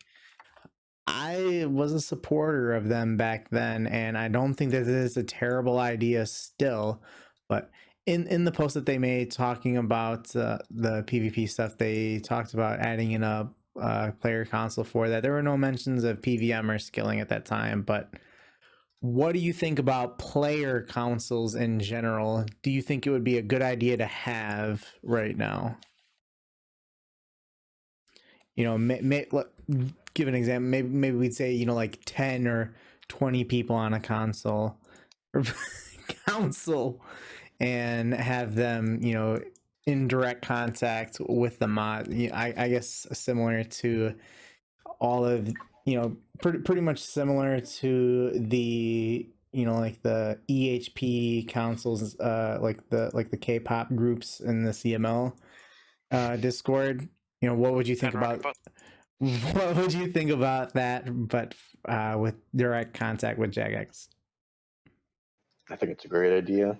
I think the more like direct contact and communication they have, the better quality updates and changes they'll make. I think that's one of the reasons why this game has lasted so long, is because it's driven by player feedback a lot more than RS was per EOC. So when players can actually influence the direction of the game, they're more invested in it, and you retain more players over time. Like, we're 6 years in and we're still playing it, so it seems to be working. And councils could be a good way to do that. I think overall they'd be a very good idea to implement PVM, PvP skilling just all over. Players provide like a different point of view than the mods do, playing the game obviously every day, some of us more than others, but we're seeing what works, what doesn't work. So I think player councils in general would be a great idea to have that open communication with them. And the only thing I guess would be to have more of like a wider range of ideas on the council rather than a certain group of like-minded people. For like example, I guess skilling, a lot of people would say like if you have a lot of EHP people on the skilling council, that doesn't represent all skillers or all account builds. So I think that should be taken into consideration as well if you're going to be on the council. Yeah, I was a supporter in 2014. I'm still a supporter in 2019, and I still will be in 2022 when I eventually quit. But I think that there's a lot of really good stuff that they can get from these. You know, I mentioned before, like 10 to 20. Like if they, I would say a good size would maybe be about like 30 or 50. You know, get a lot of pillars in the community from each section, the PvP, the skilling, and PVM, and you know, kind of similar to how they have like with the Discord, just put them in a certain you know, put them in that group, have them discuss in there, or I guess more officially you would just have it on the forums. But yeah, as Theikos was saying, you know, like the community engagement, you know, the mods to players, it's better in this game than it is in any other game that I've played before. And one of the big reasons as to why the game continues to thrive and succeed. And I think that, you know, introducing these consoles would be a real good idea. That the selection process, you know, would be probably some kind of arbitrary thing that's up to them, but you know, pull a lot of, you know, pillars from each community possible. And you know what, I would even say add in a fourth group there. You know, like I don't care or mind if they have like a miscellaneous console, which, you know, like throw some of the heavy Twitch influencers on there, because that's also like just streamable content should be its own category in itself, just due to how much it advertises for the game, how much it makes for the game, and everything like that. So I would say get four different consoles, put 50 in each, and you know, work with those 200 people there.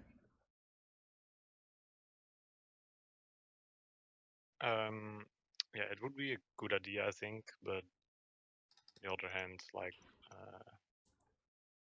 I wouldn't care if they didn't go through with the councils for at least skilling and PVM, because I think that's fine. But for PvP, something needs to happen, because something's really not going right for PvP right now.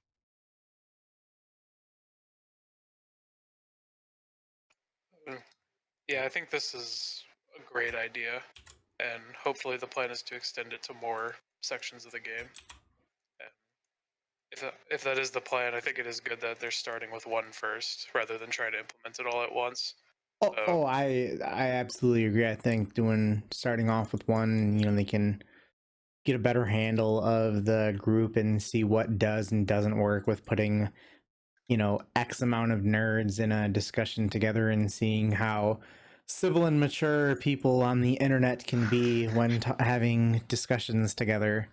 So yeah, starting it off with just one real would be a good idea, and with the lack of support that PvP stuff gets in general, I think that give them a bone here. I love this idea. I think it's extremely healthy for the game. So one big problem that I always think about with the game is that it's supposed to be a player-driven game, right? We are supposed to vote on the polls, decide what content gets added, but I feel like we're actually deprived of our voice because we don't decide what gets pulled. They decide what gets pulled, and they ultimately, force updates into the game with what they want pulled. So I think the main objective of the council should be to decide the polls. I don't think that it should be up to 50 guys or whatever to vote on skilling updates, full stop. But it should be up to 50 guys or whatever to decide what enters the poll, and then everyone votes on it. The entire community votes on it. I think that'd be really, really effective setup for the game. Yeah, I think so. I'm surprised that everyone is in such, unanimous support of it. So, mods, if you're listening, full support, good idea. Put it in for PvP. Start it off, work out the kinks with that, and then introduce it to the other sections of the game. So there was a last man standing rework, and Ook, you're gonna have to give us a little bit of info on this here. You're adding this in. What's going on with it?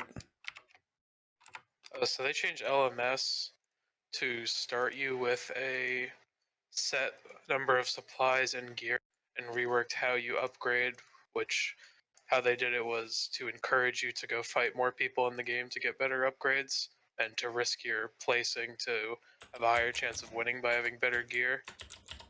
And I personally think this was the best update they have made to Old School since its release. This was an amazing update. I've played games competitively for more than a decade, and if they really want RuneScape esports to be a thing, even though that seemed to be a meme so far, this is absolutely the best way that they could ever do it. And this was perfect, and I love it. I play it on my ult a good bit when I get AFK tasks on main and stuff. I think it's really good, and I hope to see more support and them to do tournaments for it and everything. You think that it's a better way of making RuneScape esporty than the Deadman tournaments that they have? Absolutely. That's all about, like, you shouldn't, like, esports, if they want it to be like competitive PvP, you shouldn't have to play 100 hours in a week before the, like, tournaments. That's not what esports is about. Who's better at a fight in a game? And good this point. is much better than that.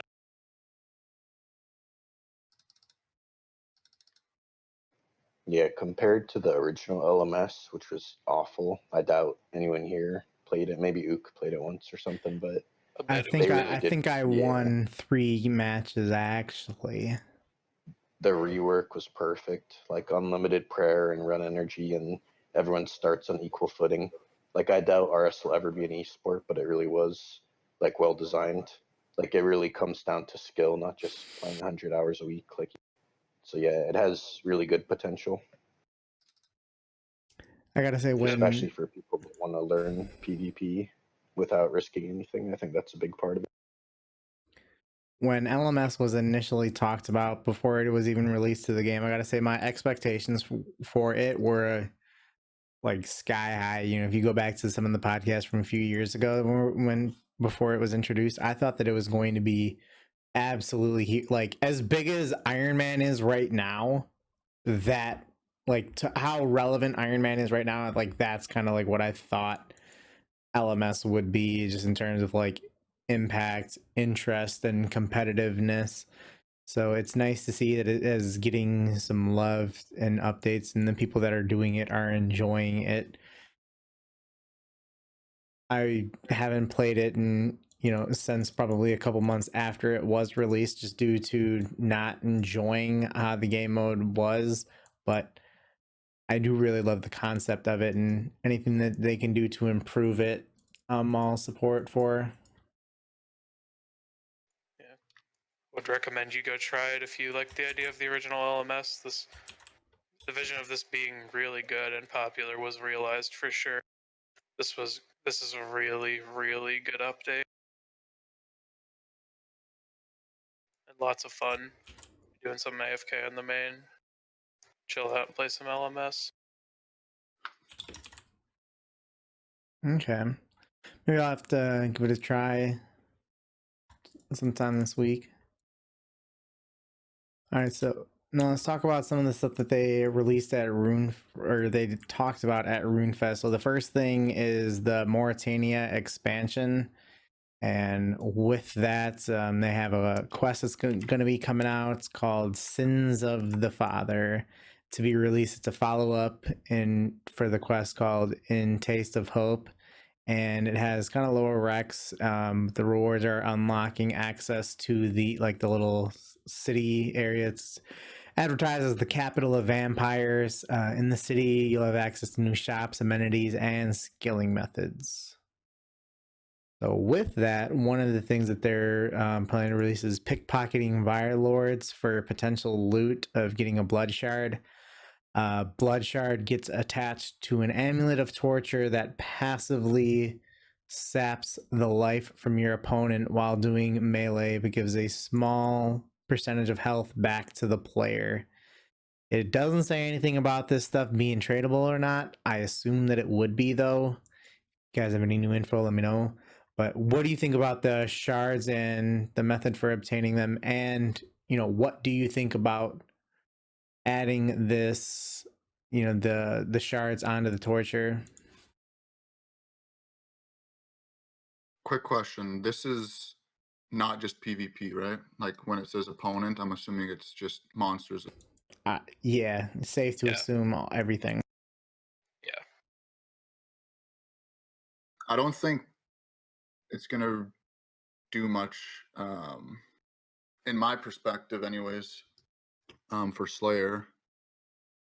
Just because, when you're on that DPS task meleeing, you're not going to be worried about your health usually. Anyways, for me, I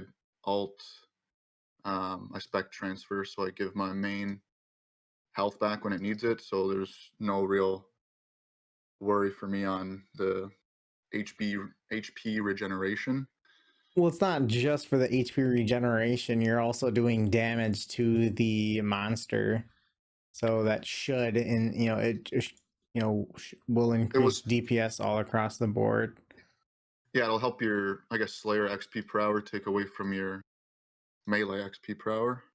Or 0 time. Yeah, so I don't know. I'm not that sold on it personally. I don't know. I saw torture prices jump when they released this. Get your merchants in if you can still. I doubt it.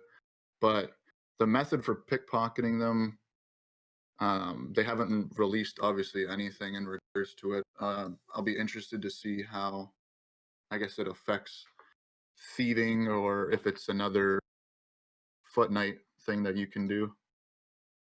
But yeah, for that, not completely too worried about blood shards or getting them personally. I'm very curious what it'll actually be like percentage-wise for healing. Because the most useful thing I could think of is for PVM. Like, I doubt it'll affect Slayer much. I don't know.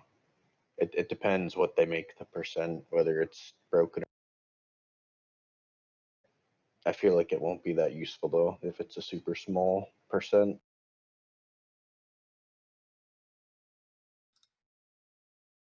Yeah, it sounds very scary, like a sneaky buff to PVM, but I hope that Jagex will, in their right mind, make it not OP, and I think it should be fine.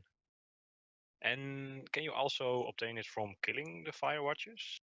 Yeah. Next question. Oh, okay. Read Yeah. the doc. Sorry. Yeah, it's fine, I think. I think that getting them from pickpocketing, and we're gonna touch on it on the next question here. I really like the idea of the blood shards being added to the torture. I don't know if I like any of the methods that they have introduced for how you obtain them, but I do like the idea kind of as it sits right now. I saw people talking about maybe adding it on the Q&A. They talked about putting it on the Fury instead of the torture to try to give that some love. I don't like that. I don't like that, and I'll say this Why because I still don't think in any situation you would use that over a torture. So I feel like that would be giving a little bit of love to something that's a lost cause and wouldn't be able to be upgraded to a usable point anyway. I could be very wrong, but I think that this game is pretty much DPS only. So yeah, like we're Yeah. you know, and if you're coming out with something like, you know, it feels like it's the more focus should be, at least in this specific situation, I think that more focus should be put on the, you know, the end game item, that being, at least in this situation, being a torture. I really love the idea, just don't love the methods of obtaining it. Yeah, so as someone who has played a lot of RS3, I'm going to say they need to be very, very, very careful with the values on this. Because if you tip it to a point where you can stay alive, say an NMZ or some AFK melee place, without sipping any absorptions or anything, you could get how combat's trained in RS3 is unbelievably AFK. You can click once per login timer, and we do not want that in this game. They need to be extremely careful with the values of this item because it can completely break a lot of stuff that everyone might not be thinking about. But I have a lot of experience with this particular item, and it is very broken in RS3. What's it called in Unbelievably RS3? Blood Fury Amulet, I think. Okay. And it's a wild item. So yeah, be careful. Yeah, I love the idea. I was going to say that it was very creative, and then you mentioned there's already a thing in RS3. That also explains where the chat got the idea of adding it to a Fury. Yeah. I thought that sounded pretty cool. Yeah, I think it's quite a nice item, and I actually hope that they make it untradable. It'd be nice if we had to do something ourselves once rather than just teleporting to the G and buying it. Yeah, that's probably not gonna I happen. agree with that. Okay.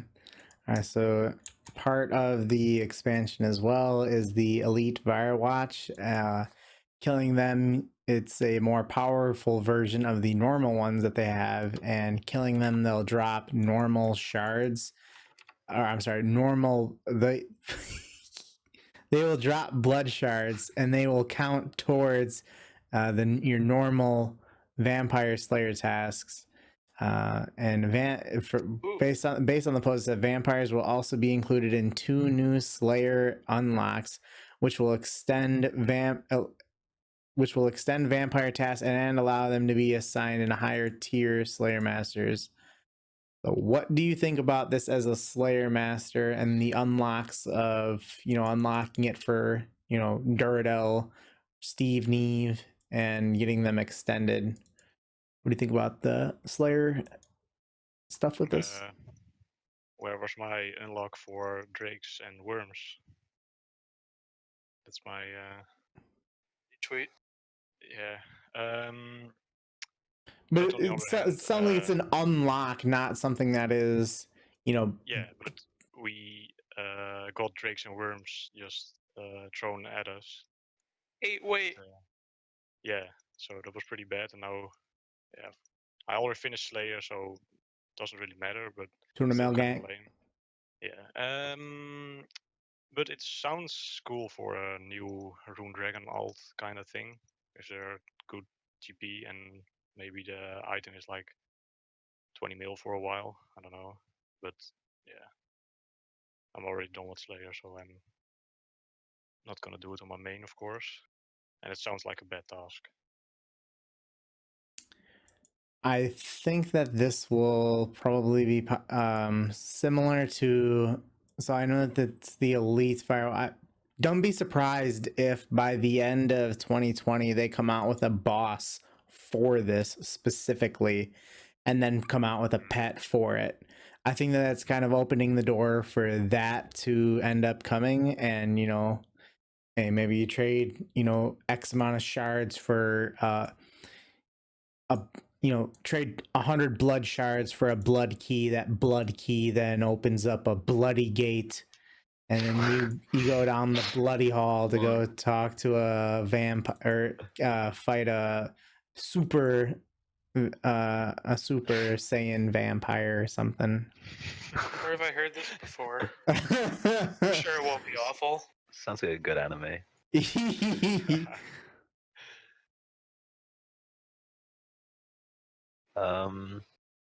Yeah, I think these monsters are gonna be really aids to kill.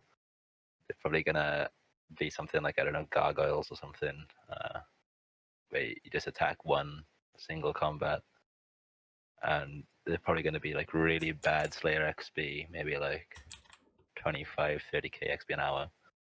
Nobody's gonna do them, so it'd be nice if they added a Slayer task that's, the one that they've actually added themselves, that's actually worth doing. It'd be nice to have some additions to Slayer.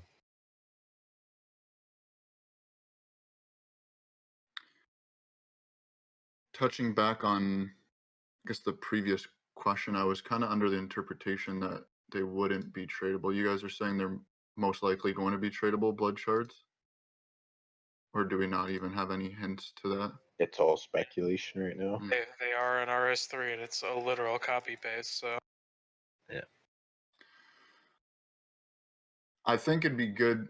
These new Slayer monsters, lower level people, guys that want to do AFK stuff, like that's already been said, like gargoyles, maybe some good money making on the side for an alt or lower level alt. I do like the fact that they are introducing it as something that you can unlock rather than me forcing to use my Slayer points on another skip or a block. So I do like that, but I want, I guess, newer Slayer monsters that will actually be useful for higher level Slayer rather than just lower level, personally. Yeah, I think the real key is that it's an unlock and not a like forcing itself upon you, worms and drakes type.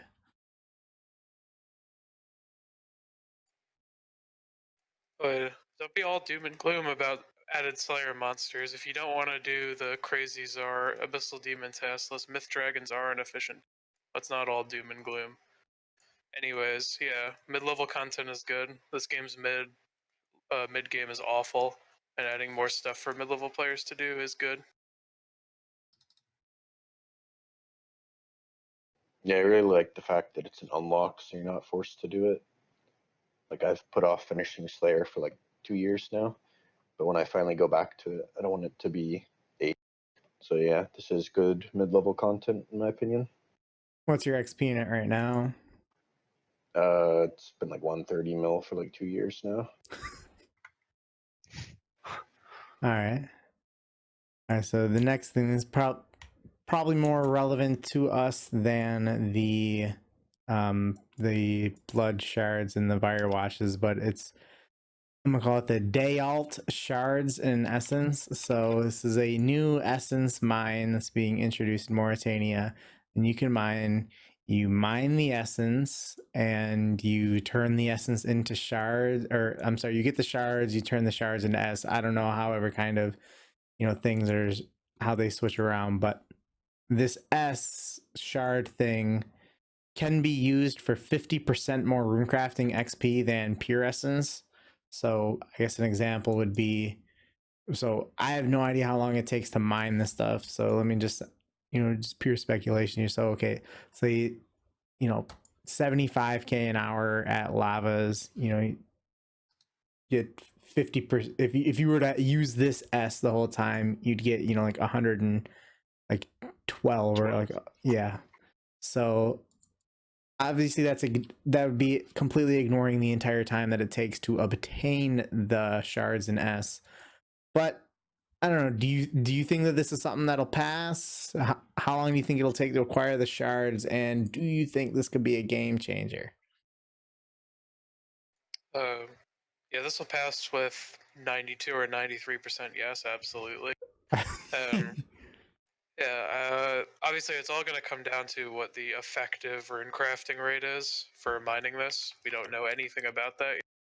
All I'm going to say is Jagex needs to stop beating around the bush and just go ahead and yeet rune span right into the game. Yes. Full support. Because I'm tired of them with these dumb little rune crafting updates like Zaya. Not good. This update probably not going to be high enough effective RC for it to be worth it. So yeah, rune span 100k an hour. Let's make it happen. Let's go. I think we're probably 6 out of 6 in favor. Yep. I think this is very interesting. I think that this might be more gauged for Ironman, maybe. I don't know. But I think that it will take just an incredibly long amount of time. I think that it'll take an incredibly long amount of time to obtain it. Like, I bet it would probably take like 4 hours of mining this just to get 1 hour of S to use. The only thing that I would see like this could be something like, I would say best case scenario for this. Like, so if you're watching these podcasts, the best case scenario for you, I would say, is that the S becomes to a point where it's something that you would consider doing on your phone when there's really not anything else that you can do on your phone. And, this is just like to supplement on the side. And, best case scenario, it's not too terrible to obtain, and you just like duo lavas and use the S that way. Maybe get, like, you could probably get like 150k ish, maybe a little bit more if you're duoing with yourself. I don't know. Oh no. No way. Doing with a runner about 150k sounds right, but with yourself maybe like 115, 120. No, 125, 130. You're gonna be getting like 110, 112 just from if you were to use that S. You're saying it would. The alt runner, you're only trading yourself every 2 laps if you're using an alt runner.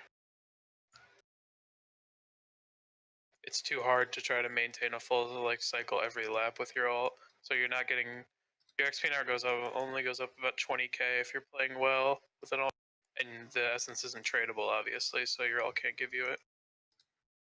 So it's like 135. Yeah, probably around that actually if you're really good at it. Okay. This update seems really Ironman-ish, the whole untradable aspect. Like, I don't think anything will ever beat runners, and I highly doubt the XP rates will be worth doing. But like Randy was saying, depending on how much you can AFK it, it might be like a last resort kind of thing, like the Redwoods of RC or something. It all depends how they implement it. Yeah. Oh, am I not? Oh, my bad. I think it'll definitely pass. A lot of people don't like mining and they don't like rune crafting, so combination of the two is definitely gonna make it pass. Over or under 85%? I'd say over 90. Personally, I'll make that call. Oh, I bet it does not get 90. I'd be willing. I'm willing. I'm putting out at 84. Oh, what? Have some faith. Nah. I think they're gonna make sure that it's at first, and then probably people are going to complain, and then it might get a little buff. But I think Jagex is starting to understand to come out with something that's a little slower at first rather than too fast at the beginning and then make changes. I don't believe that it'll be a game changer, though. It's mostly geared toward, like Ironman, the AFKers. I really hope it's worth to do. Like if it's like 30k runecrafting an hour, while mining, and also like maybe 5k mining XP an hour, it's also nice. Don't forget about that. And yeah, I really hope to do solar lavas for 112k an hour, but I doubt it's gonna be worth.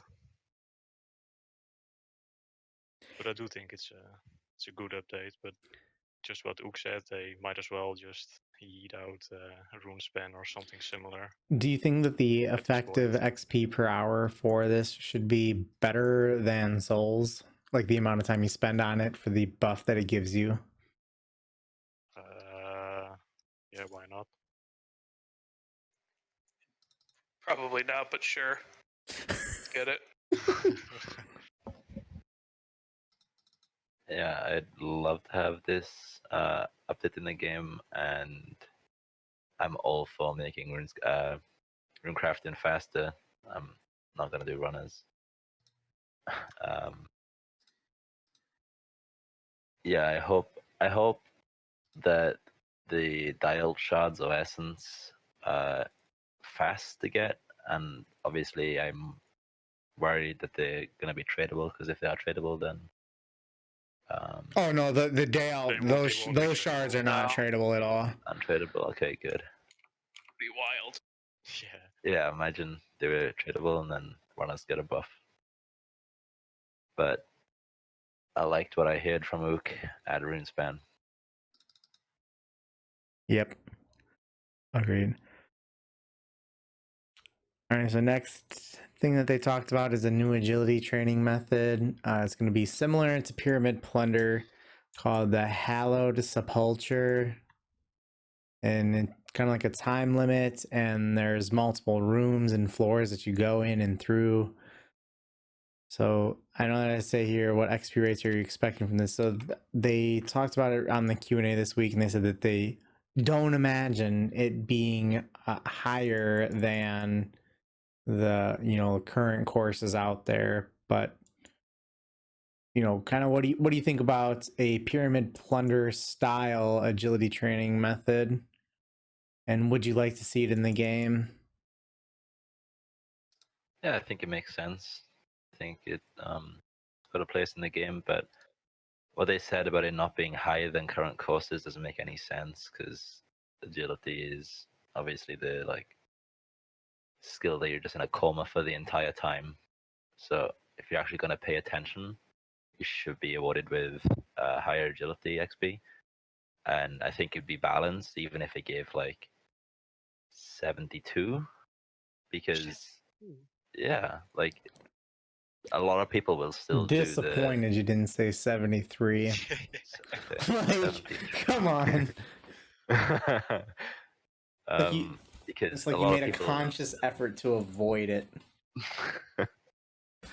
a lot of people will still do the more relaxed method and get 0.7 or whatever, 0.8, because it's very, very, very doable long term. If they do make it like 62k, then no one is going to do this.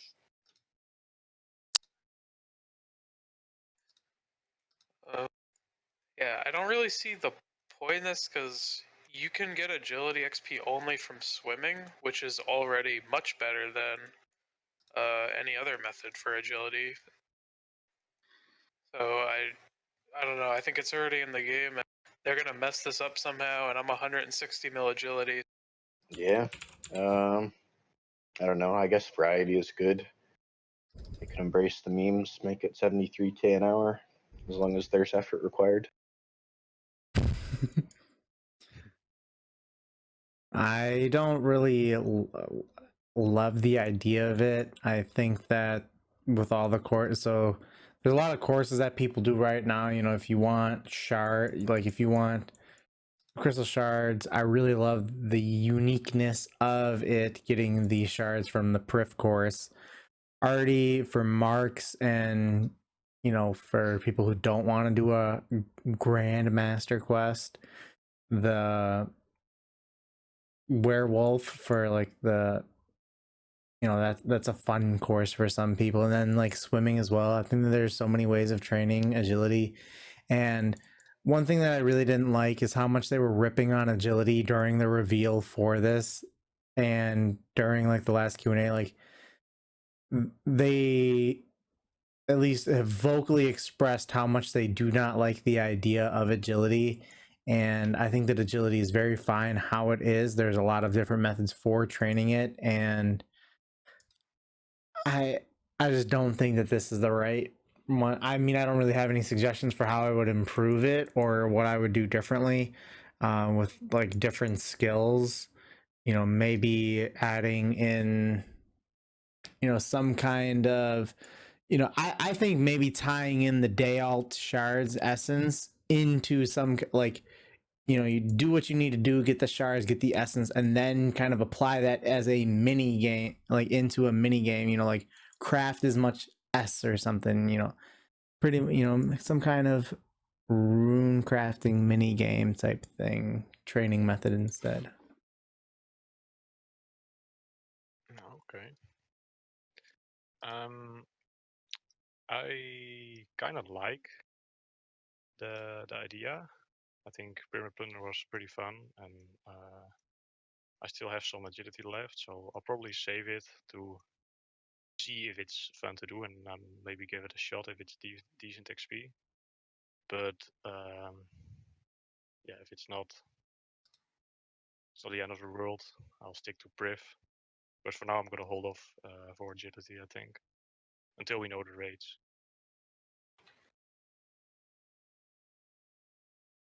Yeah, for this, I don't see myself doing it. Personally, I like the old style of running around in a circle to do agility. I think it is a cool idea. I don't know if agility would be the best skill for it. I think it makes the most sense due to the fact that you're like, I know, dodging obstacles and stuff for agility. And so we got like the Ninja Warrior. yeah, it makes sense. But No one's for seen me that TV show? personally, I have. Not a fan. Oh, dude, it's a great What? dude. Those guys are not doing like- some pretty amazing stuff. You should see my balance on the Priv course. I think I seen you fall off a tightrope. I'm 99, by the way. Dude, Congrats. Ninja Warrior is fantastic. Yep, agreed. All right, go ahead. Sorry, Dan. Continue. No worries. The only thing that I guess my questioning would be how much I could alt during it. I'm planning on doing a lot of money making. I'd assume not anywhere near as much as you could on Prif or Artie. Yeah, so that's going to be, I guess, something that also deters me away from going to it, since I'm planning on money making at Prif and then just paying for runners for RC. Yeah. But also, I think they mentioned a new drop table or something like that during this mini game as well. So I don't know if it's a completely brand. I'm assuming it's not brand new items, but like it's interesting Dark to see. Graceful, I think. Yeah, they mentioned Dark Graceful as one of the rewards. They need to make Graceful great again. Bring back the originals. Yep. Cannot believe it failed the poll. Do you know how? Oh, we need to get the movement going again for that. But I would like for that to be another unlock other than the Dark Graceful. I mean, depending on how much your brightness is, the dark blue Graceful is, you know, dark enough. Dark Graceful looked really good when they revealed it last time. I won it in the game for sure. Yeah, It I would agree. definitely be the best version of the current Graceful. You don't like the rainbow graceful where you know get like a Oh get my get like the red hood, the yellow top, the blue legs, No, and no. green cape. Yeah, I want to hurt people when I see that. All right. The next thing we got is the Nightmare of Ashimara with the Mauritania expansion. If you guys haven't seen the premiere video for it, I thought that it was an excellent quality video with Ash in it. The one complaint that I personally had about the video was Ash was running for dear life. You see him; he's just sitting there pounding on the elevator door or the elevator to come up to him because he's scared. But there's a god sword on the wall. If he takes that out, he's got some good personal protection there. It's my only critique. But the Nightmare of Ashimara is kind of advertised to be similar to the Corp Beast and like how the mechanics work. So pretty much just like a boss that, you know, unless you're going to it 75 times over and over again. I meant to say 73 times over and over again, smashing it with a D Warhammer spec. You know, you need like a big group to kill it. So there is no mention of any possible drops so far. So, you know, maybe they can add in that, you know, 3-tick item that we were discussing earlier. But, you know, what do you think about this as a boss? What did you think about the video? What do you think about the boss? And what would be some other item suggestions that you would have for it? Great video, of course. It sounds like a good PVM alt if the loot table is kind of generous. And for the items, I would like to see the blood attachment for the torture maybe move to this, and I don't know, just give Good point. I like that. give the fire watches like decent XP and more profit than Gem Knights or something, just to give an incentive to actually do the fire watches, like 175k an hour thieving XP and maybe like 750k profit or something. Yeah. People would do that, I think. So, and for other suggestions for items, I don't know. We already have everything. I feel like PVM weapons and armor. I don't know. Did you watch the video before? Oh yeah. I watched it together with Dan. In when it was live. Yeah, pretty good. I thought the video quality real good. Enjoyed it. And I'm pretty fine with a new boss coming out. I wonder how, you know, they said it's going to be similar to the Court Beast and like how, you know, just like big and like crap it is. But I mean, I'm really fine with pretty much any kind of PVM boss that comes out. You know, the pet will probably be pretty cool as well. The item suggestions, I know that we're still lacking like a magic spec weapon, you know, like with KO potential. You know, we got, I mean, 100,000 different things for melee with the like the shit, even like a dragon dagger spec. But there's just so many different specs for that. Range, you got other specs. If they could just come out with some kind of magic related blood, you know, something, that'd be cool. Some kind of like superior mystic blood staff that when using that it will, you know, potentially kill someone. I don't know. So some kind of really good PvP magic spec weapon. Introduce it there. There is not one in the game. Yeah, I was just thinking of something similar like that. That there is no magic weapon with a special. So that could also help for the PvP discussion that we were having earlier. Add some more variety. But really, they could add like anything, so we'll see what Reddit comes up with and just the player base in general. They could have a variety of rewards for it. But I would definitely like to see a magic spec weapon. Karasi sword. That's what I was gonna say. Cross Uh, 2.0. I hope like this nightmare shadowy theme is really present in all of the boss's mechanics, because I think thematically that's a really cool style of boss in any game. I've made some unfair shadowy mechanics for some good Twitch moments and all that.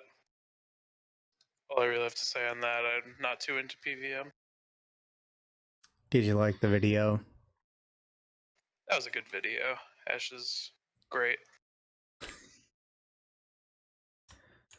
All right, so the next thing that they talked about was the clan system. So they stated that there is a substantial amount of technical work that needs to be completed before the development of the content can begin. Some of the things that they talked about during RuneFest were the features that they were going to be adding are the being able to be in more chat channels, having up to 500 clan members, linking the Discord server in the clan chat, and more. So, here we are 6.5 years after the release, finally getting some, a little bit of moving in the right direction of a clan system. So, are you guys excited about the clan system? And what are some suggestions that you would have for the clan system that they already don't, that I didn't mention already on there with their plans? So I think we've been asking for a clan system for about 6 years. It's one of the longest desired updates the game has been asking for, and it's been pushed to the side because this isn't an update that brings in players. It isn't a headline. It's more just a quality of life kind of thing. And I'm glad, at least, that they've highlighted this at RuneFest. It really shows progression, that they're finally willing to look at what the game's asking for. It doesn't necessarily bring in players, but it's what we've been asking for a long time. And I don't know if there was just technical issues in the past where they couldn't do this, but I'm glad that they finally are bringing it into the game, and I look forward to it. Yeah, I really look forward to it as well. And for suggestions, I find it really hard to add anything on there, on the features they already listed. But yeah, of course, as a general, I'll be excited to mess around with it. Yeah, it just means more busy work for us. Yeah, basically.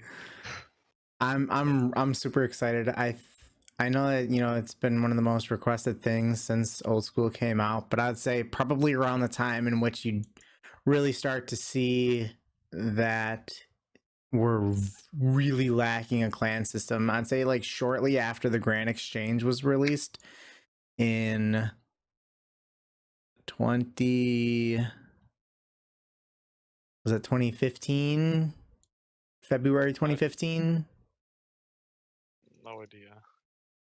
I might be off on that, but I would say like shortly after the release of the Grand Exchange, after that point, I would say like the game has really been lacking not having a clan system in place. I mean, it's a massive multiplayer online role playing game, and we haven't really had the tools to utilize that, and getting in a clan system is going to be one of the best updates for the game. The the longevity of it, keeping players around longer than they may have otherwise been, adding in all these other social aspect things. I have a whole lot of suggestions.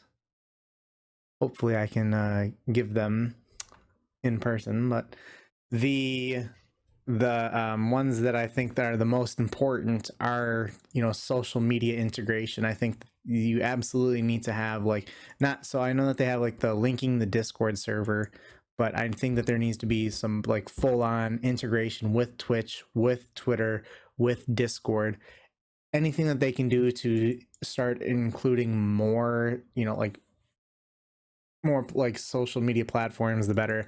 That's the most important part for me with the clan system. Try to get all that kind of stuff involved together. Yeah, I really like that they're saying, even though it's going to require a lot of engine work, that they're still going to be aiming to get it out next year. This shows that instead of just using an excuse of it'll be hard, that they're going to actually put the work in and have a bit more drive on getting these updates out. Yeah, so real quick, Yeah. let me just interrupt you there. I know people were mentioning that the same team that worked on mobile are going to be the same team that are working on the clan system here. So with how smooth mobile is and how great of an experience I think that mobile is, and I was one of the top complainers in the community at first about mobile not being out winter 2017, and after seeing the release product in fall 2018, they can take as much time as they need on it. It's the most important part is the quality of it when it does come out. So as long as if they don't even get it out in 2020, I'm not even going to complain. And I appreciate that they have let us know that it is a substantial amount of work. Yeah. Yeah, I mean, clans and guilds have been some of the biggest parts of every MMO that's basically ever been made. So it's really good that, even though maybe very, very too late, at least we're getting it now. And one suggestion, I hope you can put your clan name on like your right click in game. Oh, Get a, that's a good where my suggestion. boys get a little hashtag Solus going on my name during Slayer, so Ironmen know who's crashing them. And to check us out on Twitter. Hey, Yeah. real quick, speaking of crashing Ironman, I saw a really awesome tweet this week. Someone said, like, what's better than, in regards to group Ironman, which we're going to be talking about here next, is like, what's better than crashing one Ironman, crashing a group of 5. And I really appreciated the tweet. It was a good one. Sorry, go ahead, Theikos. Yeah, I mean, this update's a long time coming. For me personally, I'm more curious if you'd be able to be in multiple clans at once, or if you'd have to choose. Because that'd be cool if you could be in like 2. Because tertiary clans like Totus would be nice to be in that one, plus like the Hexis one at the same time. But people might have to choose, so it'll be interesting to see how they roll it out. Yeah, I know that they talked about being able to join multiple chat channels, but hopefully they do allow, multiple clans in general. Like, I think 2 is fine. Maybe 3 would be okay. Anything more than that is kind of pushing it. It's probably all technical side, but I guess that would also be another very important thing, making sure that, not just the chats, but yeah, the secondary clans like that also make sure that you can class yourself as a member of both. Because, what if you want to be in a, like, say you're an Ironman and you want to be in an Ironman community, but you also want to be in a different other skilling community or, PvP community or something like that, I think that'd be good to make sure that. But one of the other updates that they're going to be introducing is Group Ironman, and it was announced that you can have groups of 2 to 5 players in your group. It'll come with 4 different high scores tables. Interesting mechanics with kicking and adding someone from your group. So with that, like, your group size, you can add new fresh accounts off Tutorial Island to your group, but not like, so if the account has really had any progress completed on it, they cannot be added to a group. And so each group will have a group leader. The group leader will have the power to initiate a vote to remove someone from the group. In the event of a tie, the group leader will decide the outcome. So a lot of power given to that dictator. So, like, what if you're in a group of 2 and the other guy just says, I'm the group leader, I'm kicking you out? I don't know. But I imagine there's going to be a lot of complications going with that, and they did acknowledge that there will be some crappy problems that people do run into. But if you are removed from a group, you'll remain as a group Ironman, but you'd have to recruit members to your group. And there just seems like there's some technical difficulties and struggles with that, but based on the timeline that they gave out, Group Ironman will not come out until after the clan system. That's a lot. What's your thoughts on Group Ironman and their proposals? So I'll never play an Ironman, like ever. But the one thing I see as being a huge loophole is the exploit of like item farming. So they mentioned like when you create a group, like if you add another account to the group, it has to be level 3. But if like 4 people just farmed raids and then brought a new level 3 on, they could literally just feed them items. And I think that's just one of like many exploits that you'll see. And probably a bunch of item smuggling too. I feel like it's going to be pretty messy.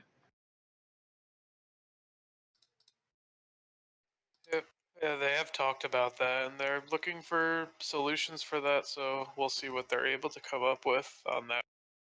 I like how they, with like the kicking and all that. I do like how they just came out and said like some people are just gonna have a bad experience with it.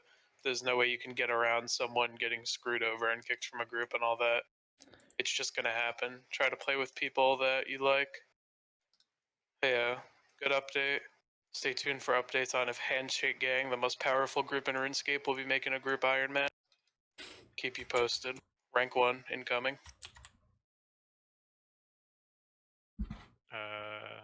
Does my mic work? Yeah. Yeah. Yep. I just see it again. Group Ironman we're talking about, right? Mhm. Yeah. Yeah. Yeah, what's your thoughts on it? Thinking DC now. All right, well, go ahead and take his place, Theikos. Yeah, I really like the update. It's not something that I'm interested in playing myself, just because I don't have any friends. But You can really use look them all. forward to watching the streamers play. It's like the SpongeBob episode. The gang's all here. And he has the little potato chip, the penny, Yeah, me and my and alts. there's a used tissue. Is that the 3 friends? Oh, would you say it's a used tissue, a penny, and a chip? Yeah, Lives the friends, yeah. gang's all here. I think it's going to be the least competitive game mode in RuneScape. I don't think people will be battling for any high scores or anything, really. I think it'll be more of a fun experience where a group of friends just try and see how far they can get, and they'll eventually burn out. But yeah, I look forward to seeing like Borty and Wooks, seeing what they can do together. I assume they play together. I could see Duo being a very competitive high score. I don't know about the big teams. Yeah, I think Duo has a chance to be competitive just because, and it was something that people have talked about before, but the most competitive duo is going to be one person and their alt. So, Possibly. yeah. I believe they are going to be cracking down on that, though. Are you really? I believe so. Didn't they say that? That'll be illegal? That was If one of if they did, I haven't heard anything about that. I wonder. I thought they said that on the Q&A that they were aware of that possibility. I'm wondering That if they didn't even though they are aware of it, does that mean they're going to do anything about it? I don't Yeah, I know. don't think I'd hope so. ban alting. I don't think that they would.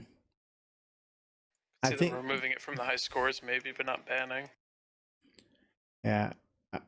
My first issue when reading this was the 4 different high scores tables that they're going to have, because the current high scores are already such a mess in terms of organization and structure that if you could put anyone that knows how to manage a website and organize it. If you gave them 15 minutes on the site, they could have it looking real great. I don't know what the RS3 high scores look like, with all their skills, all their crap that they have going on, but I really don't like the way that the old school RuneScape high scores are structured. Like on the left hand side, like the clue scrolls are a huge mess, and there's a lot that I wish that they would do to the high scores. But Group Ironman, I think, is a spectacular idea. Getting the clan system in place first is obviously going to be a very important part of that. Hopefully that the clan system, I want it to be high quality when it comes out, but hopefully they don't. And this is something that they talked about on the Q&A. Maybe they would release Group Ironman first, and then after the clan system would come in, then they implement those settings. And that might be something that they might have their hands forced to do if the clan system is taking, a substantial amount of time, because they did advise it was a substantial amount of work. So if it's taking a lot of time for them to get it done, I hope that they don't just push forward on the Group Ironman just to get some kind of content to release out. I think there's a lot of real good potential with this. This to me is, like huge streamer content here and series content. Again, another excellent business decision that they are coming out with, similar to the leagues. This is a great thing, and be very interested to see how some of this stuff goes. If I were to ever play this, I would really just only do it to play with another friend, and just a group, me and another person, and then like PVM together. That would really just be the extent of what I would ever do in this kind of game mode. But I don't know. I think overall it's going to be really good for, like you said, content streaming, YouTube, and then also it kind of opens the door to hardcore Ironman groups or ultimate. Not ultimate. Well, maybe just inventory. Yeah, only. So I guess it would be ultimate Ironman group. The whole idea, though, me personally, I kind of laugh at the idea of group Ironman, since it goes against what Everything Ironmen are. But I mean, it is good. People will definitely want to watch it and be involved in it. So I think it's good overall. Yeah, I think Deco makes a good point. I think it will, aside from the duo, like the group of 5 will probably be the least competitive section of the high scores entirely. I guess next to regular Deadman, like the one single world Deadman. Don't hate on regular Deadman high scores. There are a good amount of players. All right, let me pull it up here and see. There's a few max people. Oh my gosh, we got 1, 2, 3, 4, 5, 6, 7 tabs up at the top. What is this tournament? Tournament tab? That's when there's a Deadman tournament. Oh, okay. Oh, That's just the last one, probably. Oh, Maining's #1. Shout out to Hexis. The whole front page is filled with max people in original Deadman mode. This is competitive. One person has 1.5 bill XP. Damn. I mean, I don't really see it as like dude who's rank 1 or the dude who's rank 2. They have more XP than 24, 25, and 23 combined. And I would say it's so uncompetitive that rank 3, who is sitting here at 1,000,000,001 XP, went out of his way to be a Jag to get 1 more XP than the guy who was already being a crapper by getting 1 bill XP. Those guys ain't logging in, and they're ranks 3 and 4. That's tough for the guy in 4th place. He must be real pissed about that. Yeah. So, I mean, that's funny, I think. I can't believe there's a whole page filled with max players here. I actually didn't expect it to be that many. Well, I mean, the XP rates are pretty high. You're still looking at like a 500 hour or so grind. I don't know, but it is. I don't think it's too competitive. But all right, we can move on to the next topic. What were some of the things that you were hoping to see make its way during the RuneFest reveals that were not mentioned this year? You know, what did you have in mind that you wanted to see that didn't come out, and what was your favorite thing that was revealed this year? I'm overall very happy with the RuneFest announcements. They were underwhelming, and I think that's a good thing. There's nothing game breaking in there, so I'm pleased. My favorite thing that they did announce, however, was the buff to rune crafting, and things that I'd like announced. Runespan for one, maybe dungeoneering, stealing creation, and solos. And I'm disappointed that they added the crystal tools in the previous. Their argument against stealing creation was that they didn't want to add the overpowered tools, and they easily could have added them there in stealing creation. I think that would have been nice. That's good. Box, you done disconnecting? Hmm? Oh, you didn't miss a topic. Lucky you. Nice. So we're currently talking about the RuneFest reveal. Was there anything that wasn't mentioned that you wanted to see? That one, but Theikos is up. I was hoping they'd announce like more than one boss, or at least raids 3. But I guess my favorite part would be the one boss that did mention Ashihama. It felt a little late, I don't know, like variety wise, but I guess it was alright.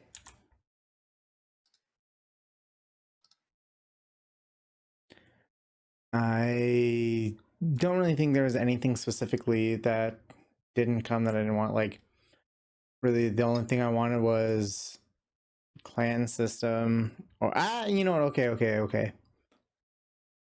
I did not get my wish of the runecrafting skill just being obliterated with an OP update.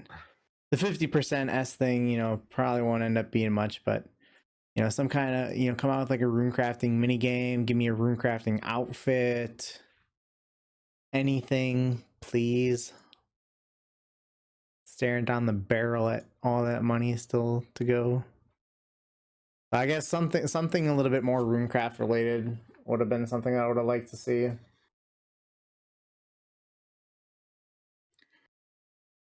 I didn't have any expectations going into what I was hoping to see revealed. Things that were just guessing that were going to be revealed would have been another raid, or like Randy was hoping for them to blow up RC. I was expecting them to do something more with that. I don't know. Obviously, we don't know what to expect, but it doesn't look like it's going to be too like detrimental, I guess, to the integrity of the rune crafting skill. My favorite thing that was revealed though would have been clan system, and that's really about it. The other stuff didn't really pique my interest too much, but it's good for the game in general. A lot of the stuff that was revealed. Yeah. My favorite thing revealed is definitely the clan system. Clans are such an integral part to MMOs, and it's really nice to finally have a system coming out. I thought the RuneFest reveals were really good this year. This is definitely the best RuneFest so far on that front. Oh, And yeah, far better than last year. Absolutely.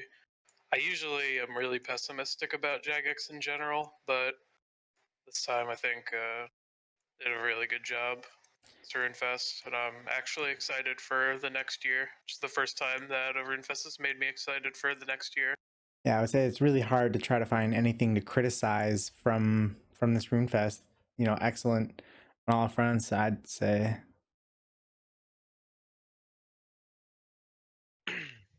My favorite part was the new quest. I think I really like new quests. And I kind of missed Rage 3. I was expecting to Rage 3 be announced, but I guess not. But it was pretty good RuneFest this year. Yeah, expect Raids 3, Desert Treasure 2, and a Wilderness Rejuvenation 3 at RuneFest 2020. Those are my predictions. Book it now. Great. 2 of those will come true. Bet on it. Yeah. All right, so the golden gnomes were the golden gnomes were, like player nominations and player voted on, and I'm not going to go through the whole list of everyone who won them and who the runners up were or anything. There's a news post on the homepage. And for those of you guys who are, watching the video here in the, at least on YouTube, in the video description, I'm going to have a link to the podcast format. So if you guys want to see some of the stuff that we're talking about, there's links to most of the heavy discussion topics that we're talking about here, and it'll give a link to a picture or a news post or something like that, so you can kind of better follow along with what we're talking about. Or if there's something that you want to kind of look into and point out all the things that we've talked about incorrectly, you can go over the official news post and stuff like that for us. And it's just a good way of keeping up. So yeah, links in the description for the format. I'm going to start the other podcasts. I didn't release the formats for them, but wanted to do things a little bit different, let people kind of see a little bit better into what we're doing and how we are doing it. But so the golden gnomes were announced. Did you enjoy the awards, and were there any noteworthy winners or non-winners for you in these? What was your opinion on the golden gnomes this year? Yeah, I really enjoyed it. It's good that Jagex acknowledges its players' commitment to the game and this services or whatever. The obvious one that stands out is Sparkmac. Very questionable why he won the Golden Gnome. I think that Foe or Sicknid deserved one, definitely. But I enjoyed watching them, and I think they could actually do with a couple more categories. I'm not entirely sure what. Maybe something like I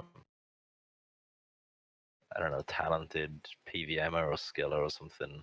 Just it could be like a a poll or something to vote for the community's favorite. Spark Mac Baby. Hashtag the tribe. We eating good tonight, and you know what we eating. Let's go. Yeah, so out of the top nominations for the Theikos. Out of the top nominations for the best streamer, I'll tell you what, I've watched more Sparkmac in the last year than I did the other nominations. And I've had fun with that. Something that I think that they should introduce, and I know they've given it out before, but I think it's like RS3 side is like a lifetime achievement award. And I think that should have been something that should have been in here, and it should have been given to Lynx and Hey Jace for them getting 200 mil all. It's you'd. I've yet to see an achievement like in gaming that is more prestigious than 200 mil all in old school RuneScape, regardless of how much it's deteriorating year by year. That's still the greatest achievement in gaming that there is. And I think that they deserve to get, a golden gnome. Here's like a lifetime achievement award. God bless. So I think that's something that, they should have got introduced that in. I don't know what. Didn't Lynx get a golden gnome? I think he got one, but that was for like RS3. Oh. And then someone mentioned, they were like, "Oh, did you know he's also rank 1 in old school?" And I think it was, who's the Oh, he won one for old school as well. was it? Yeah, they didn't know he was the same person. They gave one to Link's Titan and one to Forsberg. Oh, Oh, that's right. I remember that. Okay. So yeah, he did win a Lifetime Achievement Award for Old School as well. What was his lifetime achievement for before? How many was that? Like 3 or 4 years? When was that? A couple years ago, it was just for being rank 1. Hmm. Kind of weird. But he got one for he got a golden M for RS3 and Old School, even though they only sent him one. Oh. Well then, all right. Jace deserved a Golden Gnome Lifetime Achievement Award. And I think that's, I mean, I know that, you know, there's a lot of great things that, you know, but Jace absolutely deserves to get a Lifetime Achievement Golden Gnome Award. So does Wooks. They give one to each of them. I think Wooks has won enough of a bunch of things. Hey, he keeps winning and winning, so keep giving him awards. I'm not saying that they're not, like, he has earned every single one of them very well, but real big, get Jace's Lifetime Achievement Award.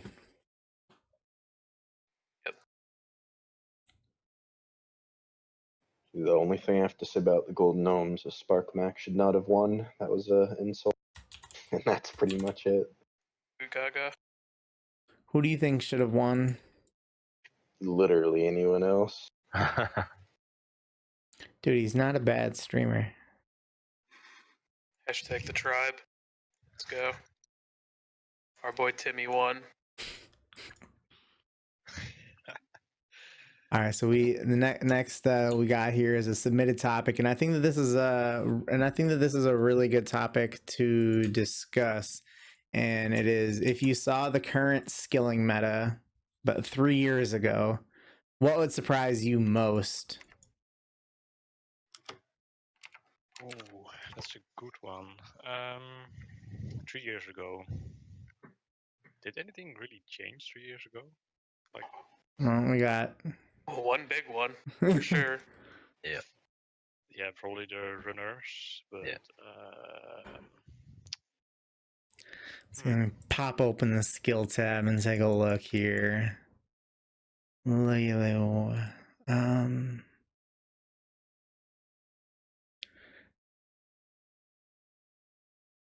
don't got anything, Box?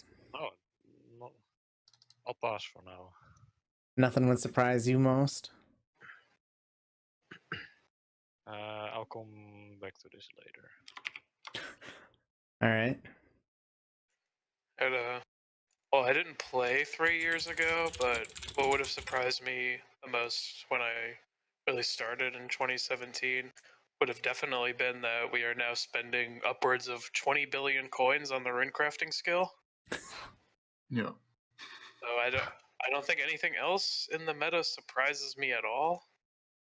Is that I guess both that we're supposed to make this money and how efficient people have gotten at making money. I think people are so much better now at making money than they were a couple of years ago.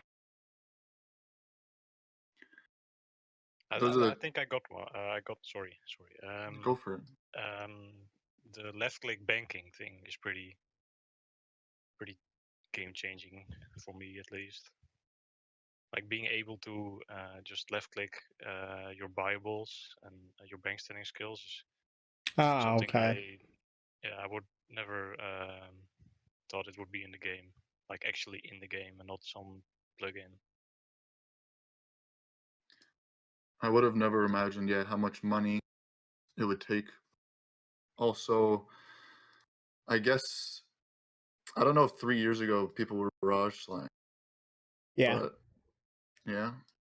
Okay, well then I guess technically speaking, just in general though, if I'm thinking meta, I would have never incorporated, I guess, barraging into my Slayer. I would have thought of it more of like a 0 time imbuing or slower than just bursting it eventually, rather than doing it in combination with your Slayer tasks.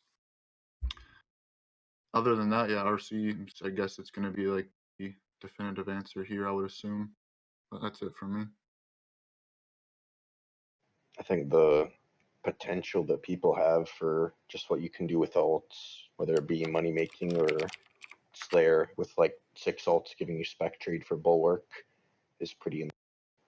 Like a Oh, couple years yeah. ago, people did not expect the potential to use so many ults could be so powerful. I agree with that too. RC, obviously. Kind of broke the game if you play strictly for the meta. But another honorable mention for me is neck walking, right? That's meta for melee. I didn't think that melee would get it even faster. I thought that NMZ was the peak of like melee, and I thought that yeah, eventually NMZ would get nerfed, and so melee rate would get slower. But here we are.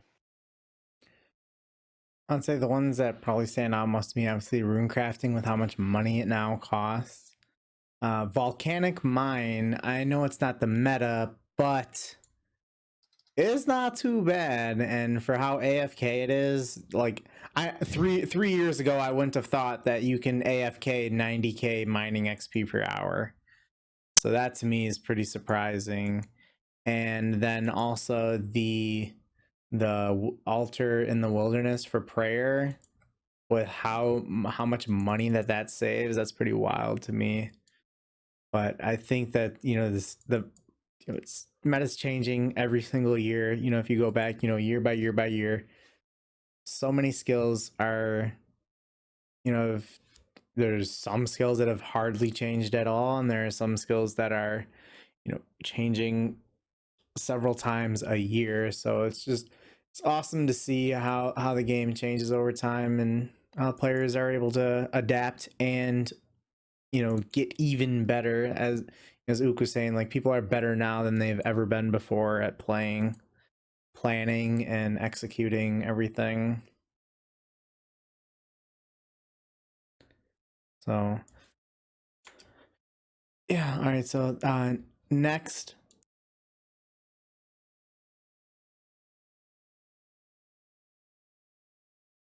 a top-ranked player received a 2-day ban this week for third-party software, and per Weth's example, this could result from AHK, Ghost Mouse, or clients. I know we talked about third-party clients before, but this player is not too far off from being done. But do you think that this is the beginning of people being banned for third parties, or what do you think about the situation? Because to also be fair, like, Lynx Titan received multiple false bans on his way to 200 mil all, but his was not listed as third party software, so this is a different type of ban. But what's your thoughts?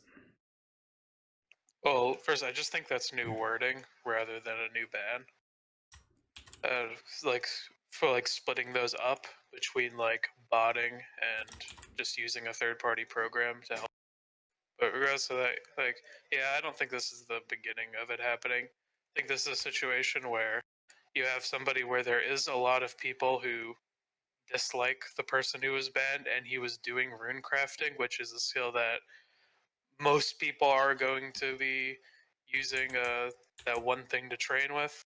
So people can come and report them, and if someone gets enough reports, then maybe we'll start seeing 2 days for some of the more controversial figures in the community.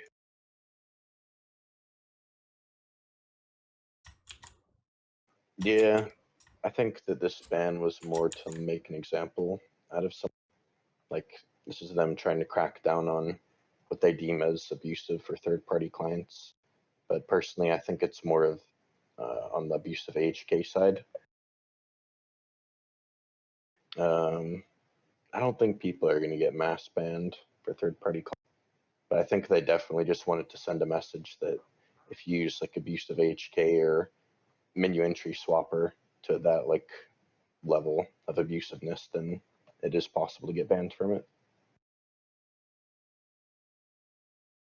I'll start off by saying I've been 2-day banned falsely for macroing during 200 mil hunter, where I wasn't using anything at all. So this could be, I guess, one of those situations. If anything, I guess, like was said earlier, just making an example or trying to send a message to everyone, I guess, that they're serious with their stance on third-party clients or features, third-party features, as they worded it. I don't think that they were sending a message, actually. I think this ban would have happened regardless of any prior events that occurred. I followed the thread on Twitter, and I think Mod West replied to him that it was due to AHK, and he said like, "Okay, chief," or something along those lines. Like, he pretty much admitted it. So I think he's got the ban for AHK, and he would have received that regardless of anything to do with third parties. One question: was he streaming? I don't Was he believe streaming his so. rune crafting? Oh, I Oh, think he's okay. streaming the rest of the time playing though. Yeah, Like because from now on to every minute. Yeah, I saw something about him streaming, but I wasn't sure if he already streamed it. But I don't think it's like the beginning of people getting banned. It's probably just to scare off people, but I don't know. Just unlucky that he got caught.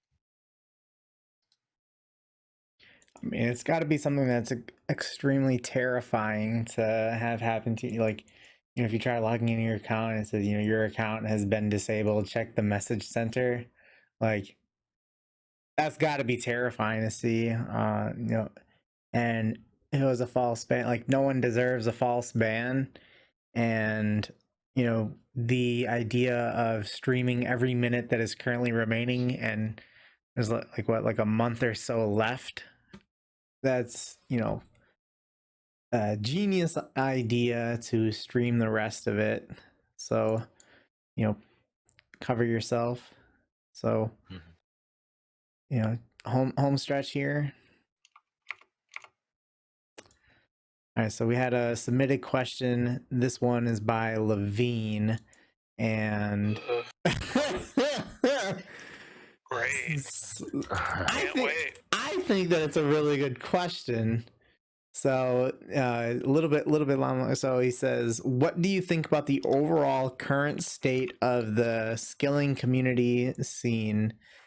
He says, it seems to be the most burnt that it has ever been. Do you think it will ever bounce back? And do you see new skillers entering the scene and committing to it? And what would it take for it to be active and alive again? So I definitely think it's more burnt than it used to be. And I think that has to do with the combination of a lot of the good ranks have been taken. Like personally, I kind of lost interest in like high EHP weeks a couple years ago. But like people that compete for it now, you're not really competing for a decent rank. I guess it's more for personal achievement. And the only way I could see that being revived is if they released a new skill, because that would shake up the ranks a bit, both for overall and for a new front page. But for like current skilling now, I don't really see the appeal in competing for ranks that aren't front page. But that's just me personally.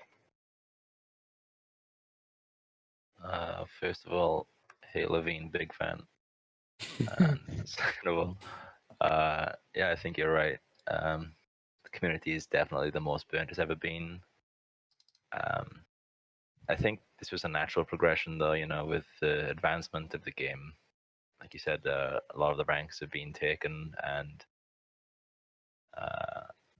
people, you know, such as myself, such a low rank, I'm not competing for top 20 or whatever, you know, top 30. I'm just playing because I enjoy skilling, and enjoy climbing the ranks, even if they are pretty low.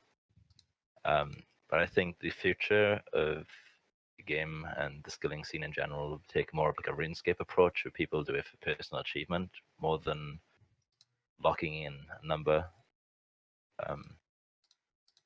I don't think skilling's going to die out or anything like that. I think people will always skill for personal achievement.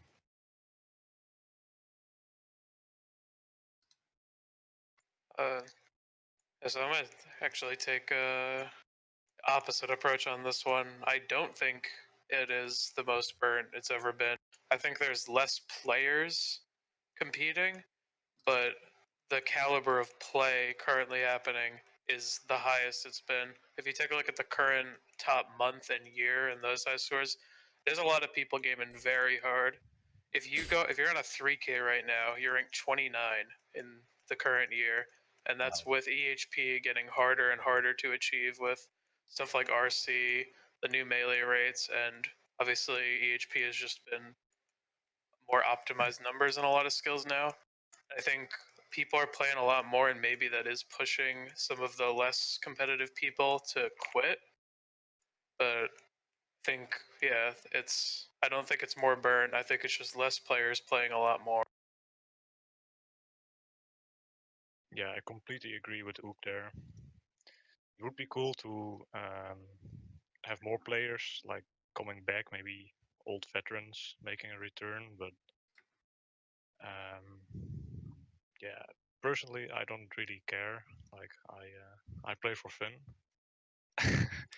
But, no, but yeah, I wouldn't care if the community was like really dead or more alive.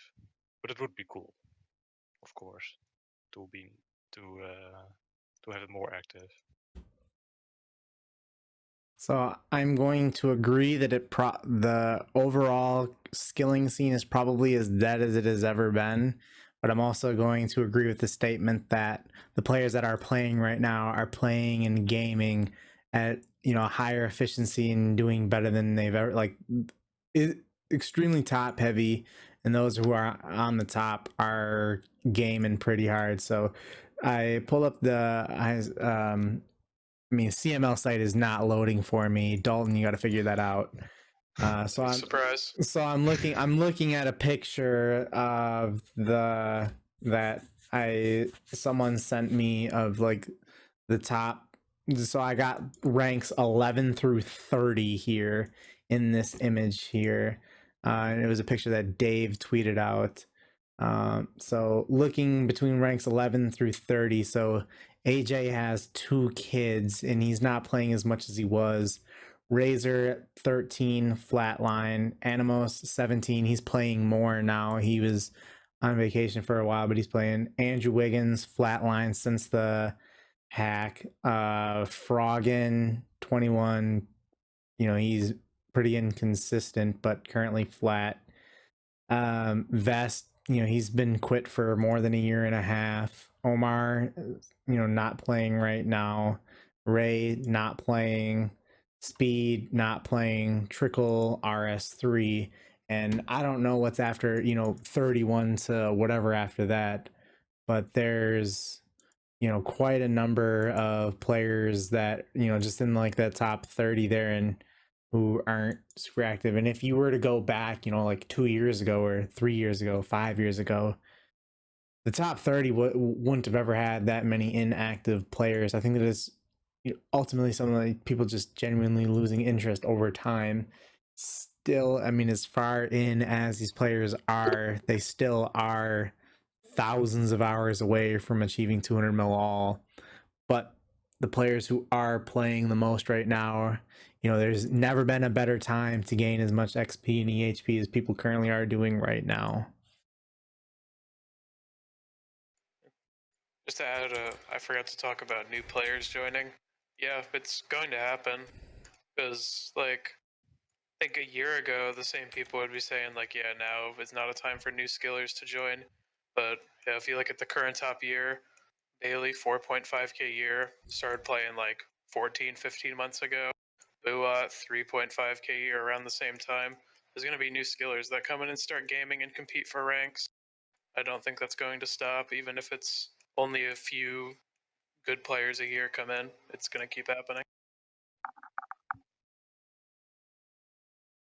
It is. Go ahead. Go ahead. Oh, I started skilling about a year and a half ago, and there's a lot of really big, influential names in the HLC that I really looked up to. How many of them are burnt? Nearly all of them. Honestly, yeah. Rest in peace, Omar, my inspiration. Yeah, Ardinio is a big mention. Like Paizuri, like, they are probably the most influential people that I looked up to when I started skilling. And definitely demotivated me a little bit when they both quit. I think the game is really lacking influential players, and that's why it feels so burnt out, to me at least.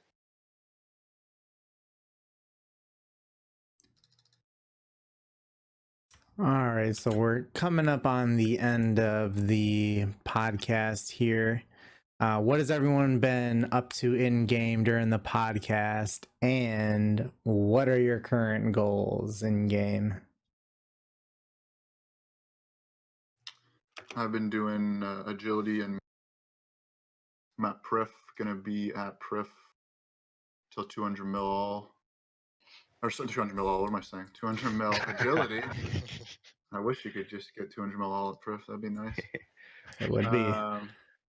Prif agility will give me all the shards I need to 2-tick fish. So I'm going to try to bank as much RC while doing agility.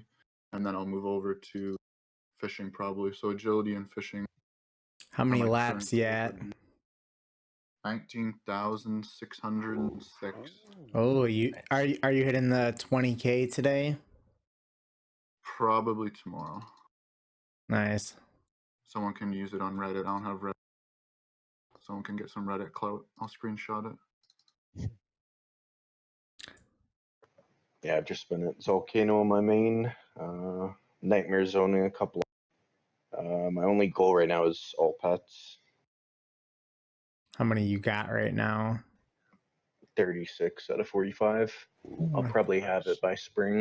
The last I saw was like 32 or 33, so nice. What was the most recent one you got? Golem a few weeks ago. Nice. But I'll probably go for XP again after all pets. Nice. I'm doing Slayer right now, and obviously my goal is 200 mil Slayer right now, and it's a side goal would to try to keep above an 80 week for the rest of the. Would be really happy if I could do that. Beast. Very nice. What's the XP at? 87.4. That's quite a bit of weeks still left. That's gonna be some real good gaming. Yeah, fun skill. So I'm doing some hunter at the moment. I really need money, so I'm doing Hibbable with 2 range drag ults. I think it's just over 3 mil GP per hour, and about 165k XP. I'm going for 100 mil hunter at the moment.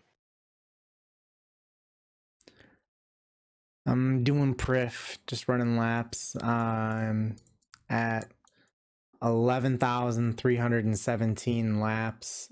In the middle of doing so I've yet to get the 103 lap, and I know. I was. You have to go out of your way to get that, though. That's I know. I tried going out of my way in the middle of the podcast at some point. Like I got a 10, like, you know, I had the, first obstacle and I was like, oh, it's always like, all right, time to chance it here. And are you stopping at the first obstacle? No, I don't know what I did that was messed up, but no, you have to stand at the bottom of the ladder for a tick to get a 103 lap. Yeah. So you can't run. So like you have if to be you, inefficient to get a 103. That's what I'm saying. So- you go so- out of your way to. so to you're get it. saying so from the dark hole when you finish the lap to the ladder when you start the lap. Are you Yeah, you have to serious? stand at the base of the ladder for at least a tick to get a 103 lap because you start moving faster when you climb up if you're stopped. Oh my climb. god! You see, I had no idea. You're being 11,000 laps, and I've thought to myself, "What the hell am I doing wrong?" So okay, here's the chance here. Give me the shortcut.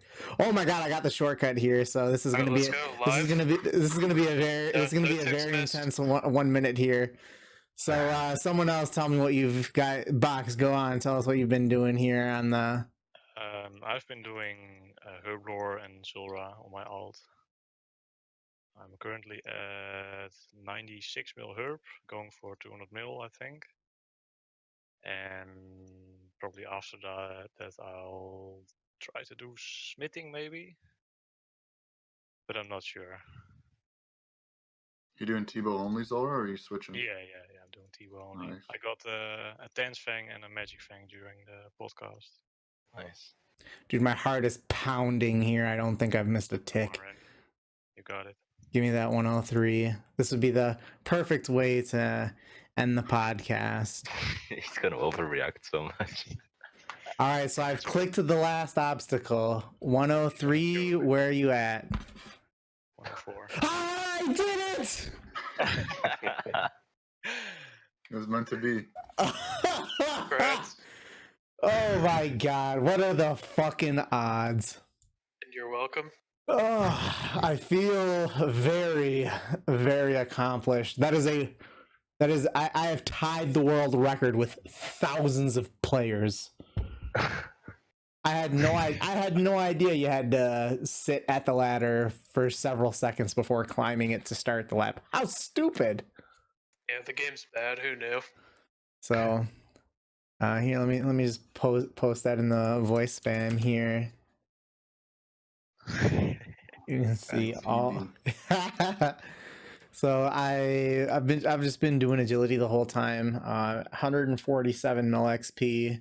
Gonna continue to do agility and fishing. A little bit here, a little bit there, depending on how I'm feeling on the day or the time or what's going on with it, and try to work towards getting. I'll probably stop around like 190 to 190, like 3 mil or so before like fishing would then finish off the rest of it. But the goal is to ultimately just continue to try to make money for rune crafting. I'm gonna start doing some S running in a couple weeks, so should be fun. But all right, so if you guys have any social media at all, go ahead, give me the link and put it in on the format here. Give a shout out for yourself. My Twitter's Theikos_RS. OSRS_D_E_C_O.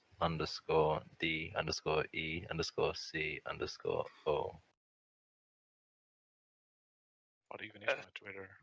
Twitter. Twitter.com/Ooktism. OKTISM.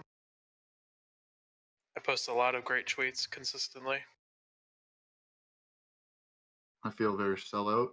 I'm gonna plug my Twitch since I don't have Twitter. Dan_Gleesac on Twitch. That's where you can find me.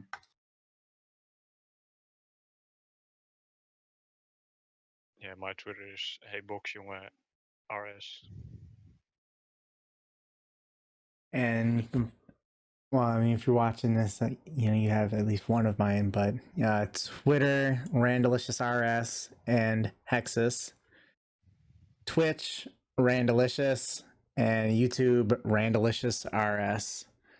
So, you guys, so for those of you guys who have watched the podcast here, let me know some feedback for the viewers.